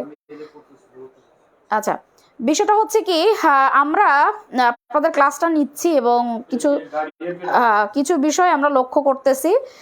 যেটা হচ্ছে আপনারা যে ধরনের কমেন্ট এখানে করে যাচ্ছেন, মূলত আমরা বাংলাদেশি তো, তো এখানে আপনাদের অনেক বোনরা ক্লাস করতেছে, আমি নিজে ফিমেল একজন শিক্ষক, আপনারা এই কমেন্টগুলো করা বন্ধ করেন, তা না হলে আপনাদেরকে আমরা ব্লক করব এবং আপনারা আমাদের ক্লাসে বিভ্রান্তি সৃষ্টি করতেছেন। হ্যাঁ, এবং কর্নিয়া যথেষ্ট রেপুটেটেড একটা ব্র্যান্ড, এখানে এসে যদি আপনারা কোনো ধরনের বাজে কমেন্ট বা মন্তব্য করেন, আমরা কিন্তু আপনাদের বিরুদ্ধে ব্যবস্থা নিতে পারবো। ঠিক আছে, তো আপনাদের জন্য হয়তো আমাদের অন্যান্য ছাত্রছাত্রীরা কিন্তু ক্লাসে মনোযোগ দিতে পারছে না, সো আমি ওয়ার্নিং দিচ্ছি, আপনারা যারা আছেন সংযত হন। আচ্ছা, কারণ আপনি মনে করছেন যে আপনি বাড়িতে বসে কমেন্ট করছেন, আমরা আপনাকে বুঝতে পারছি না যে আপনি কে, বা আপনার সমস্ত ইমেজ কিন্তু এখানে বোঝা যাচ্ছে। হ্যাঁ, আমরা সামনাসামনি একজন মানুষকে যে কথাগুলো বলতে পারি না, সেগুলো যখন অনলাইনে বলি সেটাকে বলে সাইবার বুলিং, এবং আপনি সেই সাইবার বুলিংটাই করতেছেন, সেটা যাকেই হোক, আপনার শিক্ষককে হোক বা আপনার সহপাঠীকে হোক, এগুলো থেকে বিরত থাকেন। ঠিক আছে, ধন্যবাদ। ওকে, এবার আমরা একটু লক্ষ্য করি সমুদ্র জয়। আপনারা এই সমুদ্র জয়ের এই অংশ থেকে আপনাদের বিশেষ কোনো তথ্য পড়ার দরকার নাই। রাজনৈতিক সমুদ্র সীমা কতটুকু, অর্থনৈতিক সমুদ্র সীমা কতটুকু, এতটুকু পড়বেন। এরপরে বাংলাদেশের সীমান্তবর্তী স্থান, যারা নার্সিং এ আছেন সীমান্তবর্তী স্থানগুলোকে একবার কি করবেন, রিডিং পড়বেন। আচ্ছা, এরপরে হচ্ছে বাংলাদেশের ছিটমহল চুক্তি। ছিটমহল বলতে এখন আসলে কিছু নাই। ঠিক আছে, ছিটমহল বলতে এখনো কিছু নাই, তারপরও আমি একটু জাস্ট আপনাদের ছিটমহলটা দেখাতে চাই যে ছিটমহল জিনিসটা আসলে কি। তো যদি আমাদের বাংলাদেশের মানচিত্রটা, ওকে, ছিটমহলটা মানচিত্র ছবিটা একটু পরে এনে আমি দেখাবো, তবে একটু বলে যাই, ছিটমহল কিন্তু এখন আর নাই, এটা বিনিময় হয়ে গেছে। বাংলাদেশের পক্ষে দেখেন, বাংলাদেশ পেয়েছে 111টা, আর 51টা ছিটমহল পেয়েছে ভারত। তো আমাদের মানচিত্রের যে অংশগুলো রয়েছে, সেই অংশগুলোর কিছু অংশ থাকে, বিশেষ করে মনে করেন যে অংশগুলো আমাদের যে লুকায়িত কিছু অংশ থাকে, ভারত ভেবে নেয় যে ওই জায়গাগুলো তার, বা বাংলাদেশ তার সীমানা অনুযায়ী মনে করে কিছু বিভ্রান্তিমূলক জায়গা, সেই জায়গাগুলোই হচ্ছে ছিটমহল। যেটা সংজ্ঞা হিসেবে যদি আপনি বলেন, এটি স্বাধীন ভূখণ্ডের একটি অংশকে যদি আরেকটি স্বাধীন ভূখণ্ড নিজের বলে দাবি করে, সেটাকে ছিটমহল বলা হয়। আচ্ছা, এবার আমরা চলে আসি, দেখেন বাংলাদেশের ভূপ্রকৃতি। এই ভূপ্রকৃতি থেকে আপনাকে কয়েকটা তথ্য একটু পড়তে হবে। কিরকম একটু দেখেন, যেমন টারশিয়ারি যুগের পাহাড় বলতে আমরা কোন অঞ্চলকে বুঝি, আমি একটু মার্ক ডাউন করে দিব, যদি লেকচার শিট থাকে কারো কাছে তাহলে আপনারা একটু মার্ক করে নেবেন। যেমন লক্ষ্য করেন, টারশিয়ারি যুগের পাহাড় বলতে সিলেট অংশ, সুনামগঞ্জ, মৌলভীবাজার এবং হবিগঞ্জকে বোঝানো হচ্ছে। আচ্ছা, এর মধ্যে খাগড়াছড়ি, রাঙামাটি, বান্দরবন এবং চট্টগ্রাম আছে। এই সবকটার মধ্যে গুরুত্বপূর্ণ হচ্ছে চট্টগ্রাম, আর এই তিনটা জেলা মিলাই হচ্ছে পার্বত্য চট্টগ্রাম। অপশনের মধ্যে থাকবে নিচের কোনটি এই টারশিয়ারি যুগের পাহাড় সমূহের অন্তর্গত। তার মানে হচ্ছে এই যে তিনটি জেলা, পার্বত্য চট্টগ্রাম এবং চট্টগ্রাম, এই দুটো অপশনে থাকবে। তার মানে টারশিয়ারি যুগের পাহাড় বলতে বোঝানো হয় চট্টগ্রাম, রাঙামাটি বা খাগড়াছড়ির যে পাহাড় সমূহ সেগুলোকে। এবার দেখেন, এই ব্যাখ্যা আপনার পড়ার প্রয়োজন নাই। এবার যদি আমরা একটু লক্ষ্য করি, আমরা একটু নিচের দিকে চলে আসব। আচ্ছা, প্লাইস্টোসিন যুগের সমভূমি, আগে আমরা একটু মার্ক করে নিব যে প্লাইস্টোসিন যুগের সমভূমি বলতে কি বোঝানো হয়।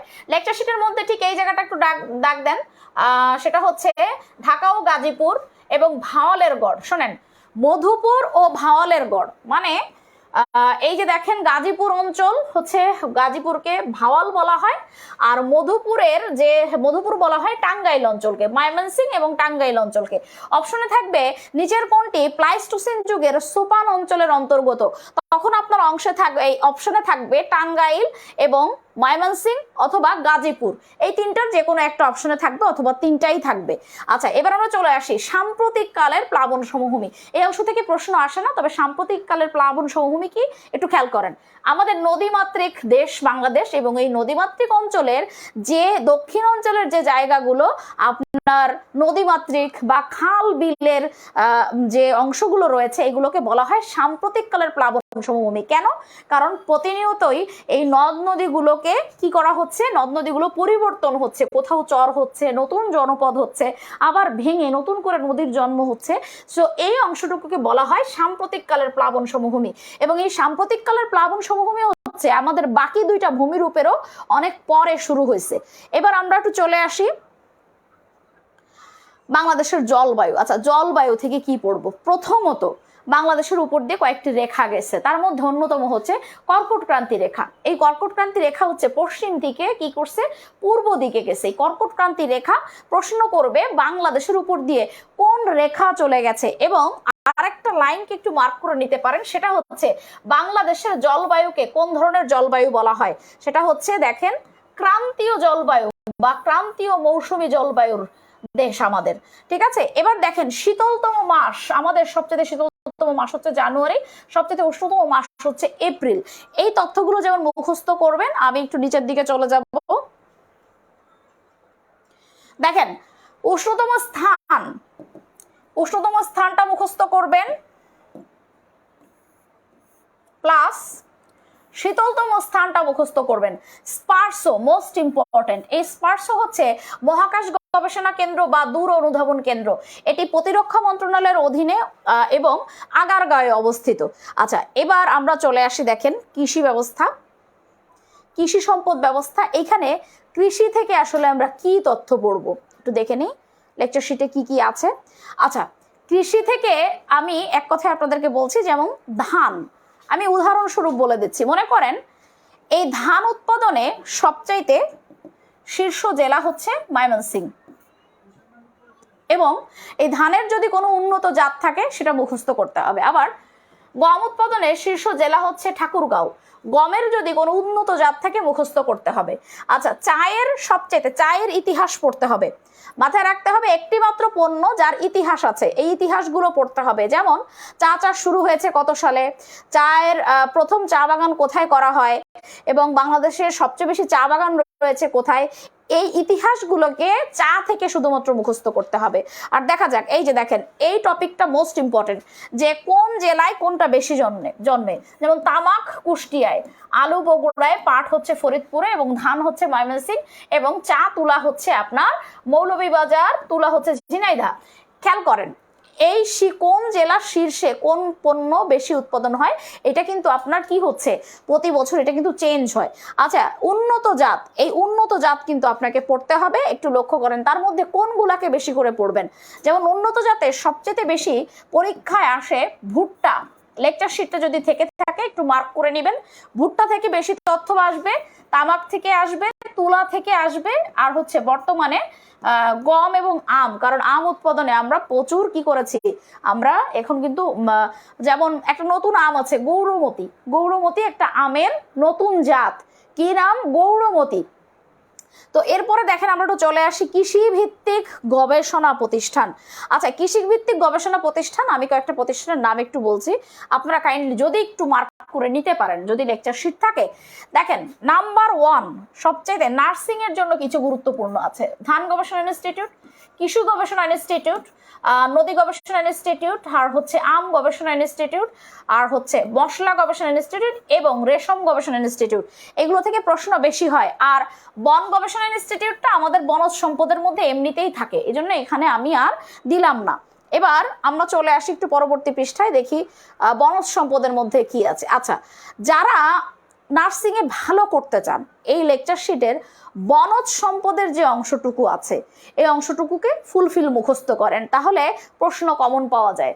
যেমন একটা প্রশ্ন গতবার দেখলাম যে নিচের কোন জেলায় সুন্দরবন আছে অথবা নাই, তার মানে এই লেকচার শিটের মধ্যে যা আছে, যেমন সুন্দরবন যে 5টি জেলার মধ্যে আছে এখানে কিন্তু ছক আকারে দেওয়া আছে। এরপরে খনিজ সম্পদ থেকে সবসময় মাথায় রাখতে হবে প্রাকৃতিক গ্যাসকে প্রাধান্য দিতে হবে। কাকে? প্রাকৃতিক গ্যাস। খনিজ সম্পদ থেকে প্রশ্ন হয় সবচাইতে বেশি প্রাকৃতিক গ্যাস থেকে। তো এই যে প্রাকৃতিক গ্যাসের যে ঘরটা আছে, এই প্রাকৃতিক গ্যাসের ঘরটাকে বেশি করে পড়তে হবে। প্রাকৃতিক গ্যাসের যেমন প্রধান খনিজ সম্পদ হচ্ছে প্রাকৃতিক গ্যাস, এরপরে এটা উত্তোলন করা হয় 55তে, প্রথম গ্যাস উত্তোলন শুরু হয় 57তে, এবং বর্তমানে কতটি গ্যাস ক্ষেত্র রয়েছে এবং সর্বশেষ গ্যাস ক্ষেত্র কোনটি, এই ধরনের কিছু তথ্য এখানে আছে। তবে মাথায় রাখতে হবে গ্যাস ক্ষেত্র থেকে প্রশ্ন হবে বেশি। আচ্ছা, দেখি প্রাণিজ সম্পদ, এই প্রাণিজ সম্পদ থেকে কিছু তথ্য আপনাকে একটু পড়তে হবে। যেমন প্রথমত দেখেন কয়েকটা ইনস্টিটিউশনের নাম আছে, এই ইনস্টিটিউশনের নামগুলো আমাদের একটু পড়তে হবে। প্রথমত গবাদি পশু, গো প্রজনন খামার, তারপরে হচ্ছে মহিষ প্রজনন কেন্দ্র, ছাগল প্রজনন কেন্দ্র, হরিণ প্রজনন কেন্দ্র, এরপরে হচ্ছে ব্ল্যাক বেঙ্গল আসলে ব্ল্যাক বেঙ্গল কি? উন্নত জাতের ছাগল। এরপরে আমরা চলে আসি, দেখেন বিখ্যাত স্থান।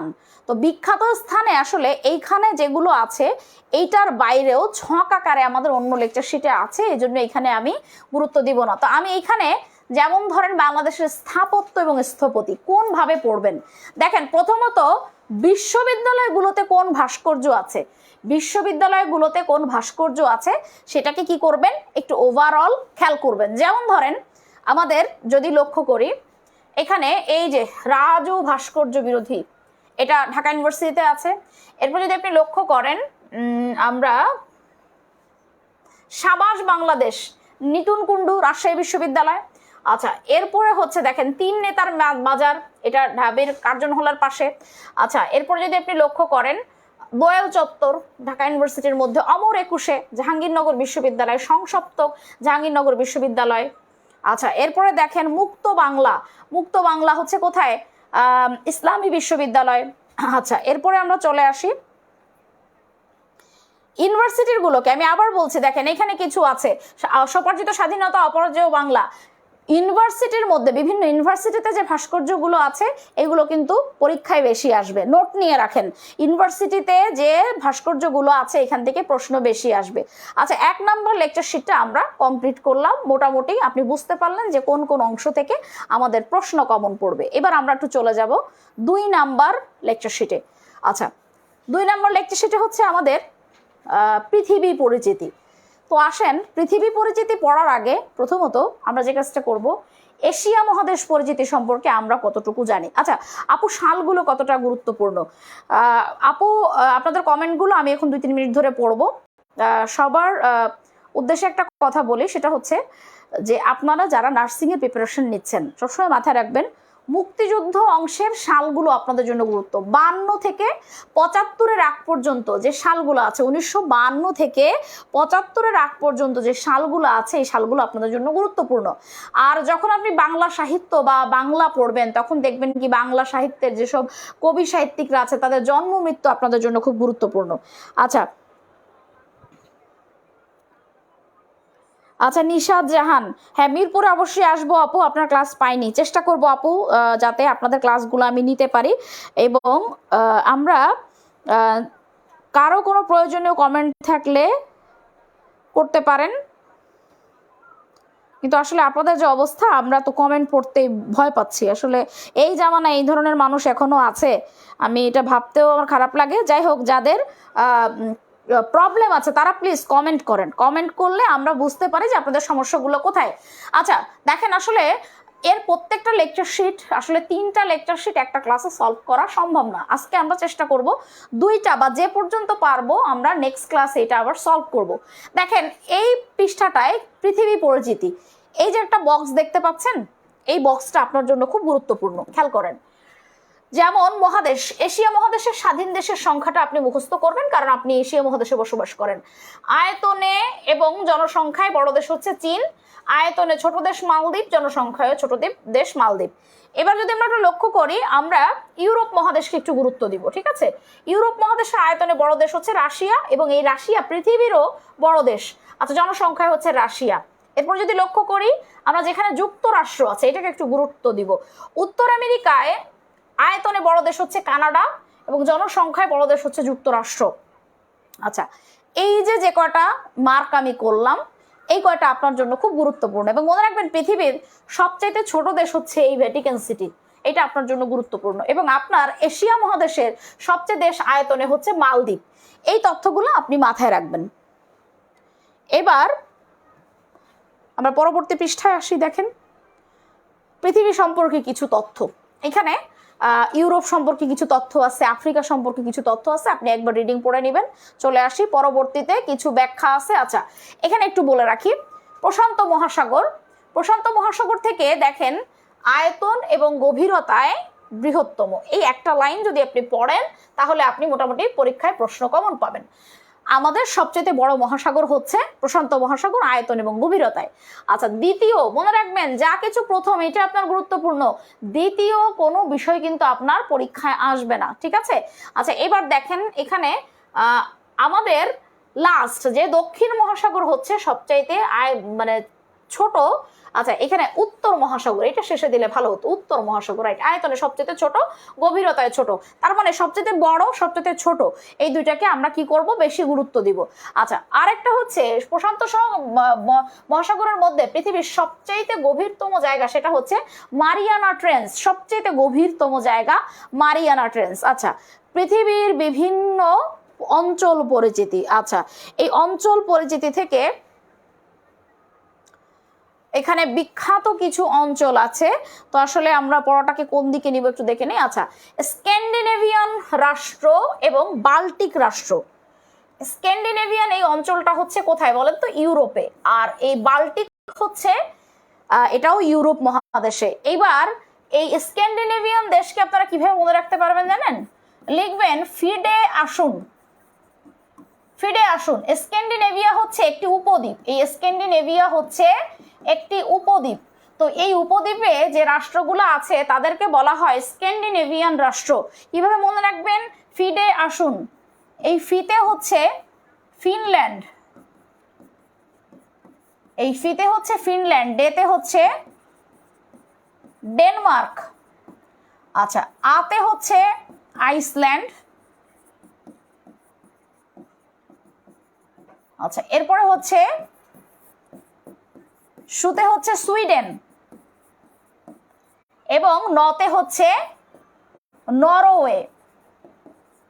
তার মানে স্ক্যান্ডিনেভিয়া থেকে প্রশ্ন আসে যে স্ক্যান্ডিনেভিয়ান অঞ্চল বলতে আমরা কি বুঝি, এই ইউরোপের একটি অঞ্চল হচ্ছে স্ক্যান্ডিনেভিয়ান অঞ্চল। এই স্ক্যান্ডিনেভিয়া হচ্ছে একটি উপদ্বীপ, এবং এই স্ক্যান্ডিনেভিয়া কিভাবে মনে রাখবো, ফিডে আসুন, ফিডে আসুন, ফিতে হচ্ছে ফিনল্যান্ড, ডেতে ডেনমার্ক, আতে হচ্ছে আইসল্যান্ড, সুতে সুইডেন, এবং নতে হচ্ছে নরওয়ে। ঠিক আছে, এইবার আমরা বাল্টিক রাষ্ট্রটা দেখি এইভাবে একটু ছন্দ দিয়ে আমরা মনে রাখতে পারি কিনা। বাল্টিক রাষ্ট্রটা যদি আমরা একটু মনে রাখতে পারি, বাল্টিক হচ্ছে একটি সমুদ্র, বাল্টিক হচ্ছে একটি সমুদ্র, এবং আমরা কিভাবে মনে রাখতে পারি, তার মানে বাল্টিক, এই বাল্টিক সমুদ্রের তীরবর্তী যে অঞ্চল, এই তীরে 3টি রাষ্ট্র আছে, দেখেন এখানে লেখা আছে তাই না, তো বাল্টিক রাষ্ট্র আমরা মনে রাখবো অল দিয়ে, অল, এই এতে হচ্ছে এস্তোনিয়া,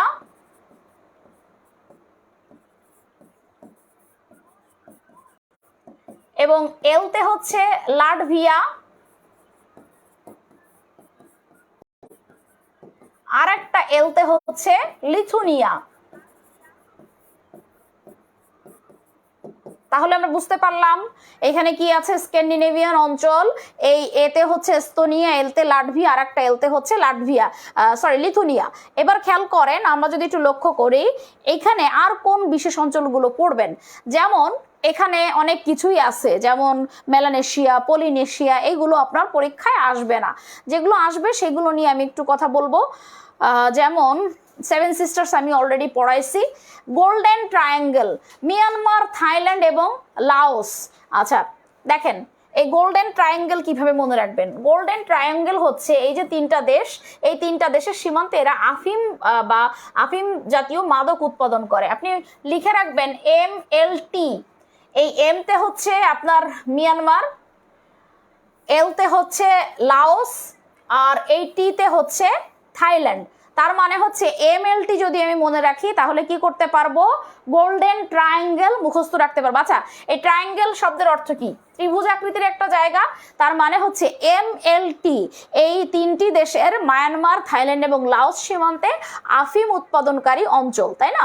তো এরকম দেখেন গোল্ডেন ক্রিসেন্ট আছে এবং গোল্ডেন ওয়েজ আছে, খেয়াল করেন এই গোল্ডেন বাংলাদেশ, নেপাল, ভারত, এই অংশগুলোর মধ্যে এই গোল্ডেন ট্রায়াঙ্গেলটা মনে রাখবেন, আশা করি আপনারা প্রশ্ন কমন পাবেন। ক্রিসেন্ট যেমন আফগানিস্তান, পাকিস্তান, ইরান, এই 3টা হচ্ছে মুসলিম দেশ, এবং মুসলিম দেশের প্রতীক হচ্ছে অর্ধচন্দ্রাকৃতি চাঁদ, তাই এইরা যেহেতু আফিম উৎপাদন করে তাই এদেরকে বলা হয় গোল্ডেন ক্রিসেন্ট।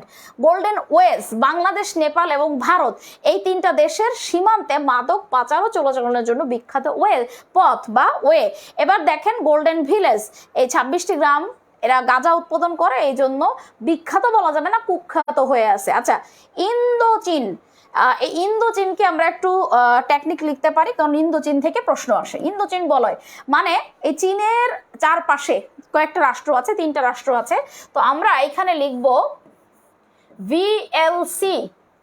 এই ভিতে হচ্ছে ভিয়েতনাম, এলতে হচ্ছে কম্বোডিয়া, আর সরি সিতে হচ্ছে কম্বোডিয়া, এবং এলতে হচ্ছে লাওস। দেখেন ভিএলসি, ভিতে হচ্ছে ভিয়েতনাম, তারপরে এলতে হচ্ছে লাওস এবং সিতে হচ্ছে কম্বোডিয়া। ইন্দোচীন বলয়ের দেশ মনে রাখবো ভিএলসি দিয়ে। ইন্দোচীন বলয় থেকে কিন্তু প্রশ্ন আসে। আচ্ছা, আপনাদের কাছে যাদের কাছে লেকচার শিট আছে, লেকচার শিটগুলো যদি মার্ক করে নেন আপনারা উপকৃত হবেন। আচ্ছা, এরপরে দেখেন 4 টাইগার্স। এই 4 টাইগার্স থেকে প্রশ্ন আসে। 4 টাইগার্সকে কিভাবে মনে রাখবেন একটু দেখেন। 4 টাইগার্স হচ্ছে সীতাদহ। সীতাদহ, দেখেন 4 টাইগার্স কিভাবে মনে রাখবো। এই সিতে হচ্ছে সিঙ্গাপুর, তাতে হচ্ছে তাইওয়ান, দতে হচ্ছে দক্ষিণ কোরিয়া এবং হতে হচ্ছে হংকং। এর মধ্যে দেখেন তাইওয়ান এবং হংকং কিন্তু স্বাধীন রাষ্ট্র না। দক্ষিণ কোরিয়া এবং সিঙ্গাপুর এই দুটা হচ্ছে স্বাধীন, বাকি দুইটা হচ্ছে অঙ্গরাজ্য, চীনের অঙ্গরাজ্য।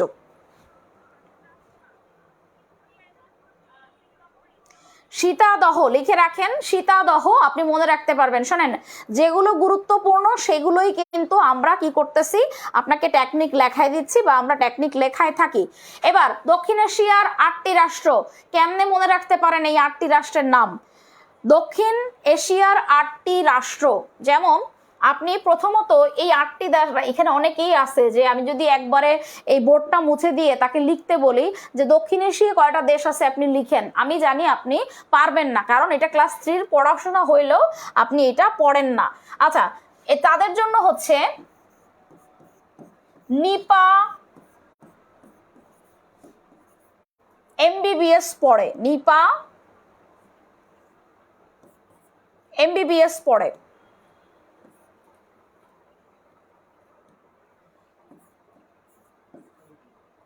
নিপা এমবিবিএস পড়ে। আচ্ছা, এবার লক্ষ্য করি কোন কোন দেশ আমরা একটু খুঁজে বের করি। তার মানে হচ্ছে এনতে কি বলেন, এনতে হচ্ছে নেপাল, আইতে হচ্ছে ইন্ডিয়া বা ভারত, পিতে হচ্ছে পাকিস্তান, এই এতে হচ্ছে আফগানিস্তান, এরপরে এমতে হচ্ছে কি মালদ্বীপ, আরেকটা বিতে হচ্ছে কি বাংলাদেশ। কই, একটু নিচের দিকে যেতে হবে, তো মুছে যাবে। দেখেন এই যে বিতে হচ্ছে বাংলাদেশ, এমবিবিএস এর বিতে হচ্ছে কি এই যে বাংলাদেশ, আরেকটা বিতে হচ্ছে ভুটান, আরেকটা বিতে হচ্ছে ভুটান, এই যে দেখেন ভুটান, ভুটান মানাটা হচ্ছে BH দিয়ে শুরু হয়, আর লাস্টের এস তে হচ্ছে এই যে শ্রীলঙ্কা। আচ্ছা, এরপরে দেখেন দক্ষিণ পূর্ব এশিয়া, দক্ষিণ পূর্ব এশিয়ার দেশগুলো। তার আগে একটু বলি, চেষ্টা করবেন এই যে দক্ষিণ এশিয়ার যে রাষ্ট্রগুলা, এই দক্ষিণ এশিয়ার রাষ্ট্রগুলার থেকে মুদ্রা রাজধানীগুলো সুন্দর করে মুখস্থ করতে, ঠিক আছে। যেমন গতবারে দেখছেন একটা প্রশ্ন আসছে যে নিচের কোনটি সার্কভুক্ত দেশসমূহের আপনার রাজধানী শহর। তো আমি সার্কভুক্ত বাদ দিলাম, দক্ষিণ এশিয়ার মধ্যেই ওই 4টা রাষ্ট্র ছিল। তো মুদ্রা রাজধানীগুলো আপনারা অবশ্যই দক্ষিণ এশিয়া থেকে মুখস্থ করবেন আগে।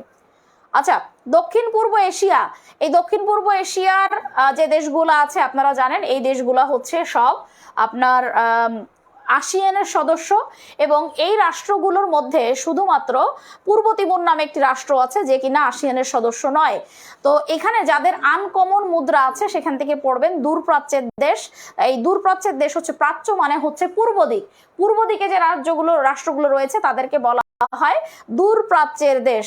আচ্ছা, মধ্যপ্রাচ্য, এবার আমরা একটু চলে আসি। দেখেন দেশ পরিচিতি, এখান থেকে মনে রাখবেন যেখানে কি আছে গুরুত্বপূর্ণ বা একটু আনকমন ধরনের আপনার মুদ্রা রাজধানী আছে সেইগুলো একটু বেশি করে পড়বেন। আচ্ছা, বিখ্যাত ব্যক্তি, বিখ্যাত ব্যক্তিদের মধ্যে এখানে যে নামগুলো রয়েছে আমি একটু মার্ক করছি, কাইন্ডলি একটু খাতায় নোট নেবেন যে কাদেরকে নিয়ে পড়বেন। যেমন ইয়াসির আরাফাত, উনি ফিলিস্তিনের সাবেক প্রেসিডেন্ট ছিলেন এবং 94-তে দেখেন উনি শান্তিতে নোবেল পুরস্কার পেয়েছেন। আব্রাহাম লিঙ্কনকে পড়বেন কারণ উনি আমেরিকার 16তম প্রেসিডেন্ট ছিলেন এবং 1863 সালে উনি কি করেন, কৃতদাস প্রথা উনি বিলোপ করেন এবং বিষয় হচ্ছে উনি আততায়ীদের গুলিতে নিহত হন। প্রশ্ন আসে নিজের কোন প্রেসিডেন্ট আততায়ীদের গুলিতে নিহত হন। আচ্ছা, এবার হচ্ছে জওহরলাল নেহেরু, উনি ভারতের প্রথম প্রধানমন্ত্রী ছিলেন। এরপরে আমরা চলে আসবো শ্রীমাভো বন্দরনায়েকে, গুরুত্বপূর্ণ তথ্য হচ্ছে উনি প্রথম মহিলা প্রধানমন্ত্রী ছিলেন। আচ্ছা, এরপরে ইন্দিরা গান্ধী থেকে আমরা মার্ক করব, উনি মুক্তিযুদ্ধের সময় আমাদের বাংলাদেশের মুক্তিযুদ্ধের সময় উনি প্রধানমন্ত্রী ছিলেন, এই তথ্যটা আমাদের গুরুত্বপূর্ণ। এরপরে আমরা চলে আসছি দেখি কামাল আতাতুর্ক। কামাল আতাতুর্ককে পড়তে হবে এই কারণে উনি আধুনিক তুর্কিয়ে বা তুরস্কের জনক এবং উনি খেলাফত আন্দোলনের জনক ছিলেন, খেলাফত আন্দোলনের জনক ছিলেন। এবার আমরা একটু নিচের দিকে চলে আসি দেখি এমএজি উসমানী। এমএজি উসমানী দেখেন উনি সেনাবাহিনীর প্রধান। আপনাকে প্রশ্ন করবে বাংলাদেশের মুক্তিযুদ্ধ চলাকালীন সময়ে বাংলাদেশের মুক্তি বাহিনীর প্রধান কে ছিল, তো এমএজি উসমানী থেকে এই তথ্যটা নিতে হবে। আচ্ছা, জয়নুল আবেদিনের এখান থেকে আমরা গুরুত্বপূর্ণ একটা তথ্য নিব। 1940 সালে উনি দুর্ভিক্ষের পটভূমিতে ম্যাডোনা 43 আঁকেন। প্রশ্ন আসে ম্যাডোনা 43 কার আঁকা। আচ্ছা, এরপরে আমরা একটু লক্ষ্য করি মাও সেতুং। মাও সেতুং এর নেতৃত্বে 1949 সালে প্রজাতন্ত্র প্রতিষ্ঠিত হয়, এই লাইনটা আপনাদের মুখস্থ করতে হবে। এবং 1966 থেকে 69 পর্যন্ত চীনের সাংস্কৃতিক বিপ্লব হয়। আচ্ছা, আমরা একটু আপনাদের কি বলি কমেন্টগুলো একটু পড়ি এবং পড়লে আমার বেশ একটু অদ্ভুত লাগে। কারণ হচ্ছে কি, এখানে আপনারা যারা কমেন্ট করছেন আসলে অধিকাংশরই পড়ালেখার দিকে একটু মনোযোগ কম। এবং বিষয়টা হলো কি, দেখেন সলভ ক্লাস আসলে কাকে বলে এটা আপনাদেরকে বুঝতে হবে। সলভ ক্লাস হচ্ছে আপনি যে বিষয়গুলো পড়ছেন তার উপর একটা ওভারভিউ করা। এখন সেটা হোক লেকচার শিট দেখে অথবা আমি আলাদা করে যদি বোর্ডে লেখাই বা কথা বলি, এটাতে কোনো লাভ হবে না। আপনার কি জানেন, এটা আপনাকে আমরা রিভিশন করানোর চেষ্টা করছি। এবং একটা কথা আছে, বাংলায় একটা প্রবাদ আছে, বিশ্বাসে মিলায় বস্তু তর্কে বহুদূর। এখন আপনারা আমাদের উপর আগে হচ্ছে আস্থা রাখতে হবে।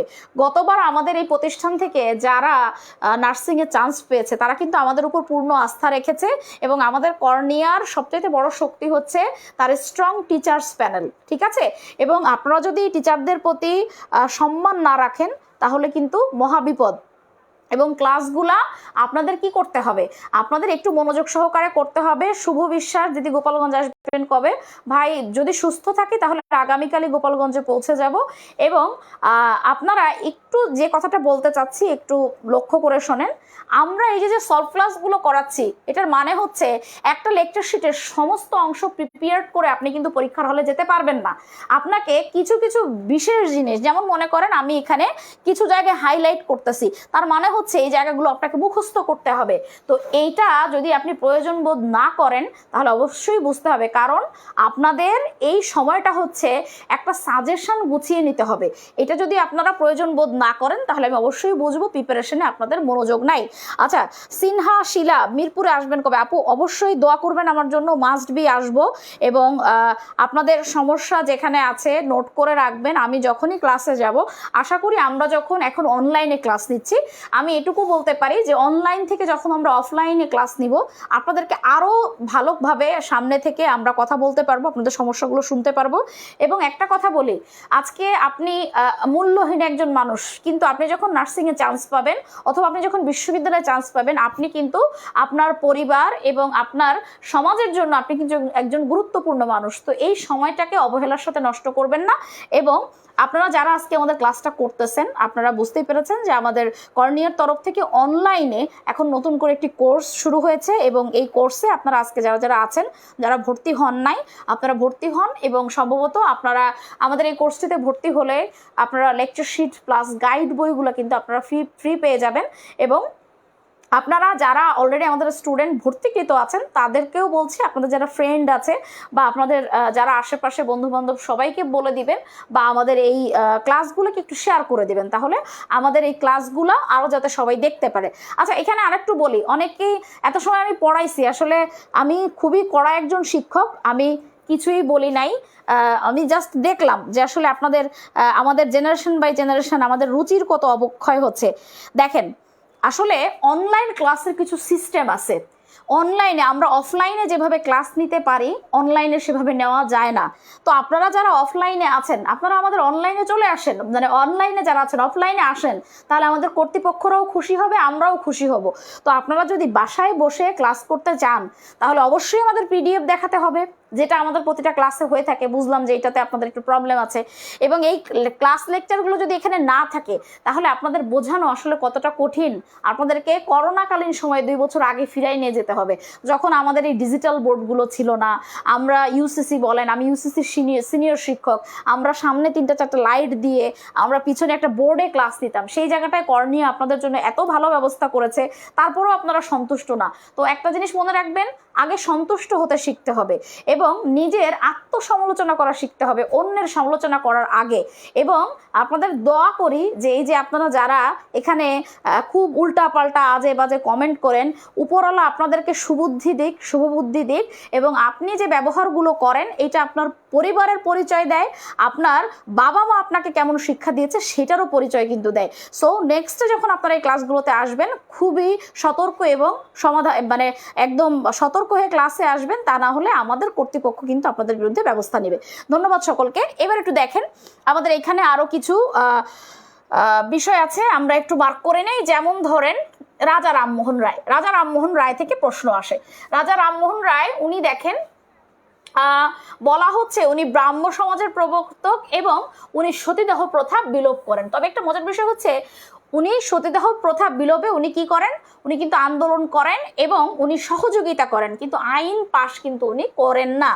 এবার Martin Luther king, most important, I have a dream, তার বিখ্যাত ভাষণ। এবং এই লোকটা বর্ণবাদ বিরোধী, মানে যারা কালো চামড়ার মানুষ তাদের হয়ে উনি আন্দোলন করতেন, এবং ওনার একটি বক্তৃতা ছিল আই হ্যাভ এ ড্রিম, এটা খুব বিখ্যাত হয় এবং পরবর্তীতে উনি আততায়ীগুলিতে নিহত হন। আচ্ছা দেখেন, সক্রেটিসের এই যে একটা উক্তি নো থাইসেলফ, নিজেকে জানো, এইটা পরীক্ষায় বহুবার আসছে এবং উনি গ্রিসে জন্মগ্রহণ করে। মোস্ট ইম্পর্টেন্ট, প্লেটো থেকে ওনার জন্ম গ্রিসে, এবং উনি দ্য রিপাবলিক বইয়ের জনক। আচ্ছা এরপরে হচ্ছে দেখেন এরিস্টটল, দ্য পলিটিক্স, তিনি প্লেটোর ছাত্র ছিলেন। আচ্ছা আপনাদের নিশ্চয়ই এই স্পা জানা আছে। স্পা দেখেন সবার থেকে বড় হচ্ছে সক্রেটিস এবং তার ছাত্র হচ্ছে প্লেটো। এরপরে প্লেটোর ছাত্র হচ্ছে এরিস্টটল,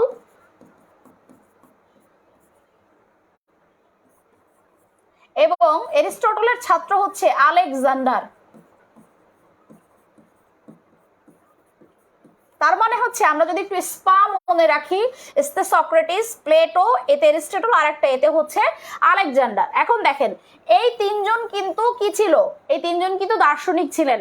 আর এই লোক হচ্ছে এনাদের তিনজন থেকে পৃথক, উনি হচ্ছেন একজন দার্শনিক। ক্লিয়ার? উনি একজন দার্শনিক। সক্রেটিস, প্লেটো, এরিস্টটল, এই তিনজন কি দার্শনিক ছিলেন, এবং এই চারজনের মধ্যে একটা সম্পর্ক হচ্ছে ওনারা গুরু শিষ্য ছিলেন। আচ্ছা এবার কত নাম্বার শিট আপু একটু বললে ভালো হতো। আপু আমরা হচ্ছে এখন 2 নাম্বার শিট আমরা প্র্যাকটিস করছি। এবার দেখেন রুশোকে আমরা একটু নিতে পারি।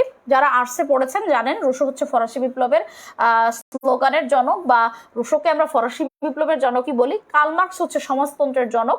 ওনার বিখ্যাত গ্রন্থ হচ্ছে ডাস ক্যাপিটাল। এই ডাস ক্যাপিটালকে বলা হয় সমাজতন্ত্রের বাইবেল। ডাস ক্যাপিটালকে বলা হয় সমাজতন্ত্রের বাইবেল। আচ্ছা এরপরে আমরা লক্ষ্য করি, দেখেন এরপরে আছে অ্যাডলফ হিটলার। এই লোক হচ্ছে 1933 সালে জার্মানির চ্যান্সেলর হন এবং দ্বিতীয় বিশ্বযুদ্ধে ওনার ভূমিকা সম্পর্কে আপনাদের সবারই জানা আছে। ওনার গেস্টাপো হচ্ছে ওনার একটি পুলিশ বাহিনী, এবং চলে আসে নেপোলিয়ন বোনাপার্ট। এই নেপোলিয়ন বোনাপার্ট থেকে মার্ক করবেন 1815 সালে উনি ওয়াটারলুর যুদ্ধে অংশগ্রহণ করেন এবং উনি একটি বিখ্যাত একটি উক্তি করেছেন, যেটার জন্য উনি বিখ্যাত হয়ে আছেন, তোমরা আমাকে শিক্ষিত মা দাও, আমি তোমাকে উন্নত জাতি দিব। আচ্ছা এরপরে হচ্ছে দেখেন মার্গারেট থ্যাচার, আচ্ছা নেলসন ম্যান্ডেলা, নেলসন ম্যান্ডেলা থেকে আমরা কিছু তথ্য নিয়ে নেই। দেখেন দক্ষিণ আফ্রিকার প্রথম কৃষ্ণাঙ্গ প্রেসিডেন্ট এবং ওনার এইডস বিরোধী ক্যাম্পেইন হচ্ছে 46464 আর a long way to long walk to freedom হবে। আচ্ছা এরপরে হচ্ছে মার্গারেট থ্যাচার, আয়রন লেডি। তো এখানে বেশি পড়ার দরকার নেই, মার্গারেট থ্যাচারকে ওই ফকল্যান্ড যুদ্ধে জয়লাভ করার জন্য এই উপাধিটা দেওয়া হয়।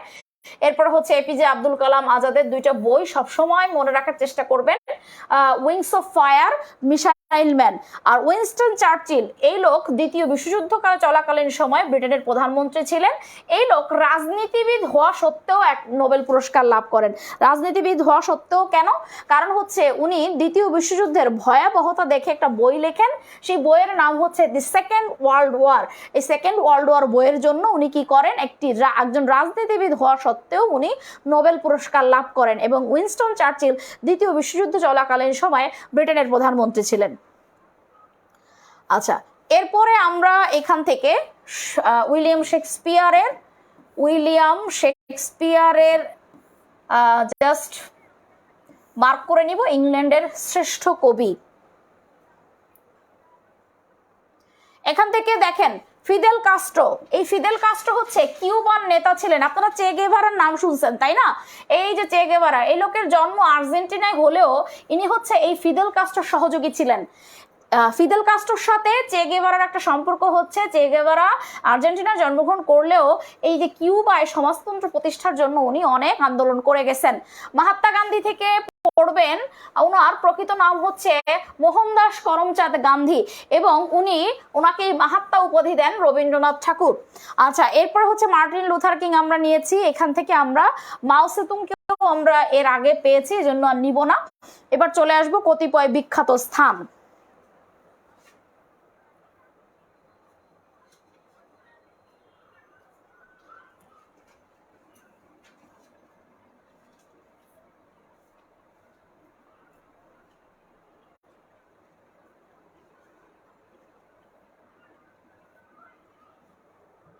আচ্ছা আমাদের একটু যান্ত্রিক ত্রুটি হচ্ছে, আমরা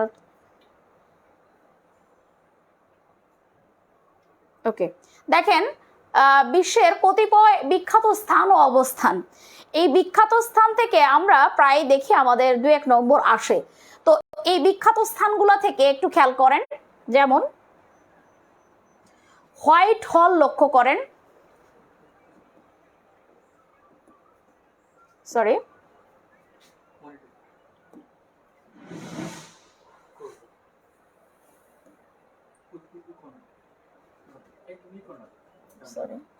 আচ্ছা দেখেন প্রথমত আমরা হচ্ছে হোয়াইট হলে টিক দিব। এই হোয়াইট হল হচ্ছে লন্ডনে অবস্থিত ব্রিটিশ সরকারের প্রশাসনিক বাসভবন। আচ্ছা এরপরে দেখেন ইন্ডিপেন্ডেন্ট হল, মোস্ট ইম্পর্টেন্ট। এই ইন্ডিপেন্ডেন্ট হলে আমেরিকার স্বাধীনতা ঘোষণা করা হয়েছিল।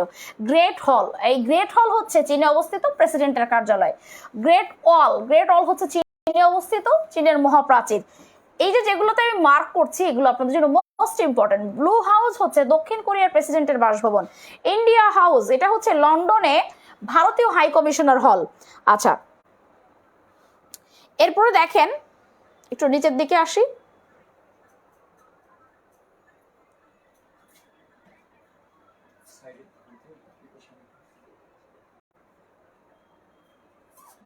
একটু দেখেন ইয়ে দিচ্ছে কেন,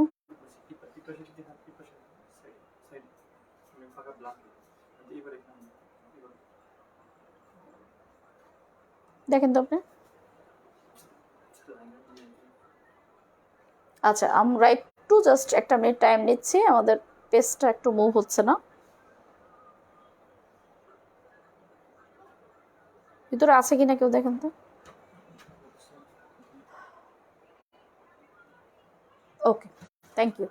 আচ্ছা এবার আমরা একটু দেখি, দেখেন আমরা মার্ক করছিলাম এখান থেকে কি কি নিলাম, হোয়াইট হল নিলাম, Independent Hall, Great Wall, Blue House, India House, London House নিব। এবার দেখেন নিচের দিকে যে ওয়াল স্ট্রিট এবং ফ্লিট স্ট্রিট আর হচ্ছে ওভাল অফিস এই অংশ থেকে জাস্ট ওকে। আপনারা নিশ্চয়ই দেখতে পাচ্ছেন। এই অংশ থেকে আমরা আবার একটু রিপিট করছি। হোয়াইট হল পড়বেন, ইন্ডিপেন্ডেন্ট হল পড়বেন, গ্রেট হল, গ্রেট অল পড়বেন, ব্লু হাউস পড়বেন, ইন্ডিয়া হাউস পড়বেন, ইস্টে লন্ডন পড়বেন, স্ট্যাচু অফ পিস পড়বেন, ওভাল অফিস পড়বেন।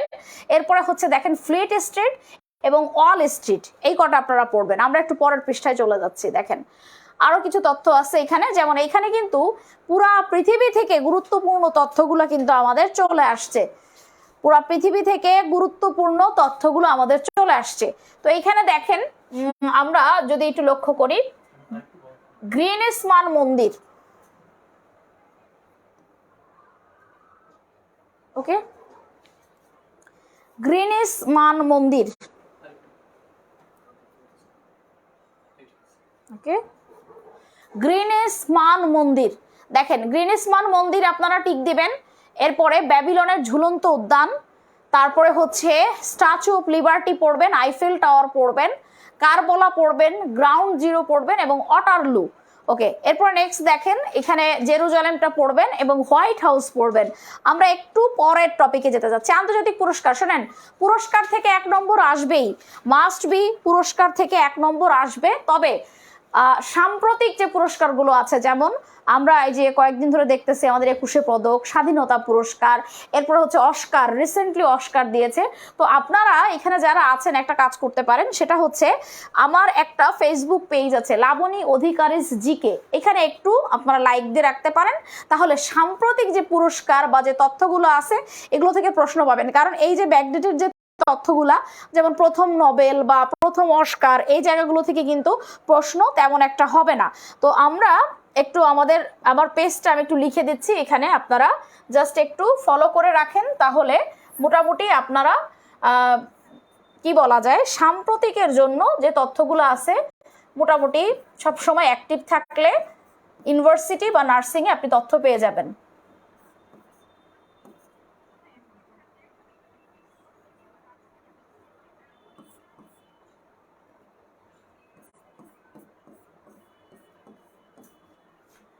লাবণী অধিকারীস জিকে,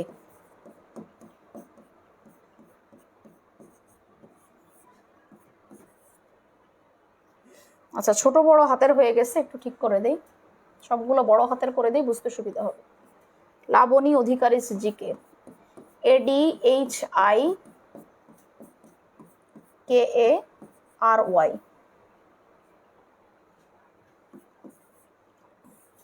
এই পেজটাই একটু সাম্প্রতিক তথ্যের জন্য আপনারা লাইক দিয়ে রাখেন। শুধু আমার পেজ সেটা না, আমাদের ম্যাক্সিমাম যারা সাধারণ জ্ঞান পড়ায় বিভিন্ন টিচার আছে, তাদের পেজে আপনি যখন লাইক দিবেন দেখবেন সাম্প্রতিক তথ্যগুলা কিন্তু তারা প্রত্যেকটা পেজে মানে প্রত্যেক দিন যে তথ্যগুলো আছে দিয়ে দেয়। তো আপনারা যদি চান এই পেজটা একটু লাইক দিতে পারেন।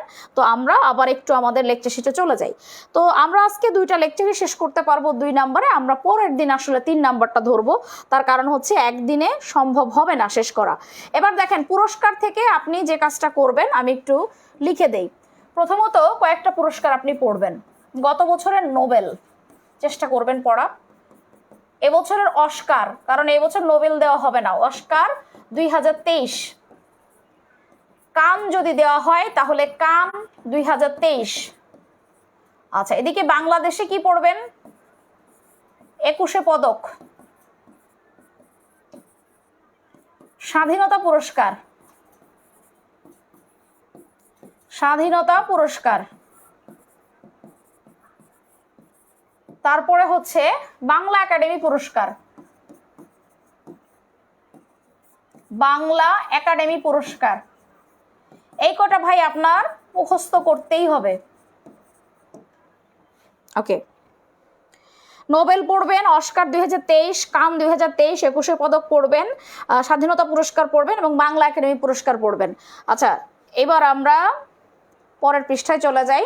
নোবেল বিজয়ীদের এই জিনিসগুলো একটু রিডিং পড়ে রাখবেন, ভালো লাগবে। দেখবেন যে আমাদের ভারতীয় উপমহাদেশ থেকে কারা পেয়েছে বা মুসলিম বিশ্ব থেকে কারা পেয়েছে, কোন নারীরা পেয়েছে, এগুলো জানতে আপনার ভালো লাগবে। এবার দেখেন বিভিন্ন পুরস্কারের সাল। তো আমরা বললাম যেহেতু অস্কার এবছর দেওয়া হয়ে গেছে, সো আপনারা অস্কার পুরস্কার পেয়েছেন, তাই অস্কারের ডিটেলস থেকে আর প্রশ্ন হবে না। প্রশ্ন হলে আমাদের এবছর যে 2023 অস্কার দেওয়া হয়েছে ওখান থেকে হবে। কিন্তু আমরা একটু লক্ষ্য করি, অস্কার হচ্ছে পৃথিবীর সবচেয়ে মর্যাদাপূর্ণ চলচ্চিত্রের জন্য। এরপরে অস্কার পুরস্কার প্রদান করা হয় 1929 সাল থেকে, এবং ম্যাক্সাসে পুরস্কার দেওয়া হয় সমাজসেবা বা মানব কল্যাণের জন্য। এরপর যদি ম্যান বুকার পুরস্কার, এটা হচ্ছে সাহিত্যে ব্রিটেনের সবচেয়ে বড় পুরস্কার, এবং এ পর্যন্ত দেখেন এই যে ইন্ডিয়ান বংশোদ্ভূতরা এই বুকার পুরস্কার লাভ করছে, ঠিক আছে। এবং আমরা লক্ষ্য করব সবসময় যে বর্তমানে এই পুরস্কারগুলো কোনোটা রিসেন্ট দিয়েছে কিনা। এরপরে পুলিৎজার পুরস্কার হচ্ছে সাংবাদিকতায়, এবং আমরা চলে আসি দেখেন নোবেল 2022, এই যে নোবেল 2022 দেওয়া আছে, এখান থেকে আপনারা একটু কষ্ট করে চিকিৎসা, সাহিত্য, শান্তি, সাহিত্য, এবং যারা বিএসসিতে আছেন তারা একটু পদার্থ রসায়নটাও দেখবেন। আমরা যারা একটু বিএসসি নার্সিংয়ে আপনার ডিপ্লোমাতে দিব, যারা বিএসসি বাদে ডিপ্লোমার সবাই একটু আমরা চিকিৎসাটা পড়বো, প্লাস সাহিত্য পড়বো, প্লাস শান্তি পড়বো, প্লাস অর্থনীতি পড়বো। কি করব আমরা, দেখেন যারা ডিপ্লোমা দিচ্ছি তারা চিকিৎসা পড়বো, সাহিত্য, শান্তি এবং অর্থনীতি পড়বো। তো এইবার আমরা একটু চলে আসি। আচ্ছা, আমাদের লেকচার শিটের মূল অংশটা আসলে কমপ্লিট হয়েছে। তো মোটামুটি এইবার আপনাদের কাছে আপনাদের প্রবলেমগুলো একটু শুনবো কাইন্ডলি। 2 নাম্বার লেকচার পর্যন্ত আমরা কমপ্লিট করেছি, 3 আজকে আমরা করবো না, যেহেতু অলরেডি আমাদের ক্লাস টাইম প্রায় শেষের দিকে। তো আমরা নেক্সট ক্লাসে আমরা 2 কমপ্লিট করব। সো আপনারা একটু কাইন্ডলি যদি কমেন্টে জানান যে আপনাদের কোনো তথ্য বা কোয়ারিজ আছে কিনা, যে আপনারা যেগুলো জানতে চান। আচ্ছা, অনেকেই বলেছেন আপু লাইক দেওয়া আছে, ধন্যবাদ। যারা আগে থেকে লাইক দিয়েছেন তারা তো আগে থেকে আমার ফলোয়ার, এবং আপনারা যারা দেখেছেন আমরা প্রতিনিয়ত সাম্প্রতিক দিচ্ছি, এবং আপনাদের যদি 2-3টা সাম্প্রতিকও আসে ওখান থেকে আসবে, এবং আমরা কি করি কিছু সাজেশনও দিয়ে থাকি পেজগুলোতে। এবার আপনাদের আর কোনো তথ্য আছে কিনা, এবং যাদের কাছে আমাদের করণীয় সাধারণ জ্ঞান বইটা নাই, এই বইটা কাইন্ডলি আপনারা কালেক্ট করে নেবেন। আর যারা একটু বলছেন যে কিছু ভুল আছে, এমসিকিউতে ভুল আছে, আমরা জানি, কারণ আমরা গত বছর যখন স্টুডেন্টদের জন্য এই বইটা করি আমাদের তাড়াহুড়াতে এমসিকিউতে কিছু ভুল হয়, তো সেগুলো আমরা কারেকশন আপনাদেরকে দিয়ে দিব খুব দ্রুত, এবং যে মূল তথ্যগুলো আছে এগুলো আপনারা পড়েন। আচ্ছা, একটা কোশ্চেন, সবচেয়ে ছোট বিভাগ কোনটা? আচ্ছা, আমাদের সবচেয়ে ছোট বিভাগ কোনটা বর্তমানে হচ্ছে ময়মনসিংহ। আচ্ছা, ধন্যবাদ মেহেদি হাসান, ক্লাস ভালো লেগেছে, অসংখ্য ধন্যবাদ ভাই। সবচেয়ে ছোট বিভাগ এখন সিলেটের পরে, আগে ছিল সিলেট, এখন কি হয়ে গেছে, এখন ময়মনসিংহ হয়ে গেছে। এরপরে হচ্ছে নেক্সট ক্লাস কবে ভাই আপনাদের এটা জানাই দিবে গ্রুপে।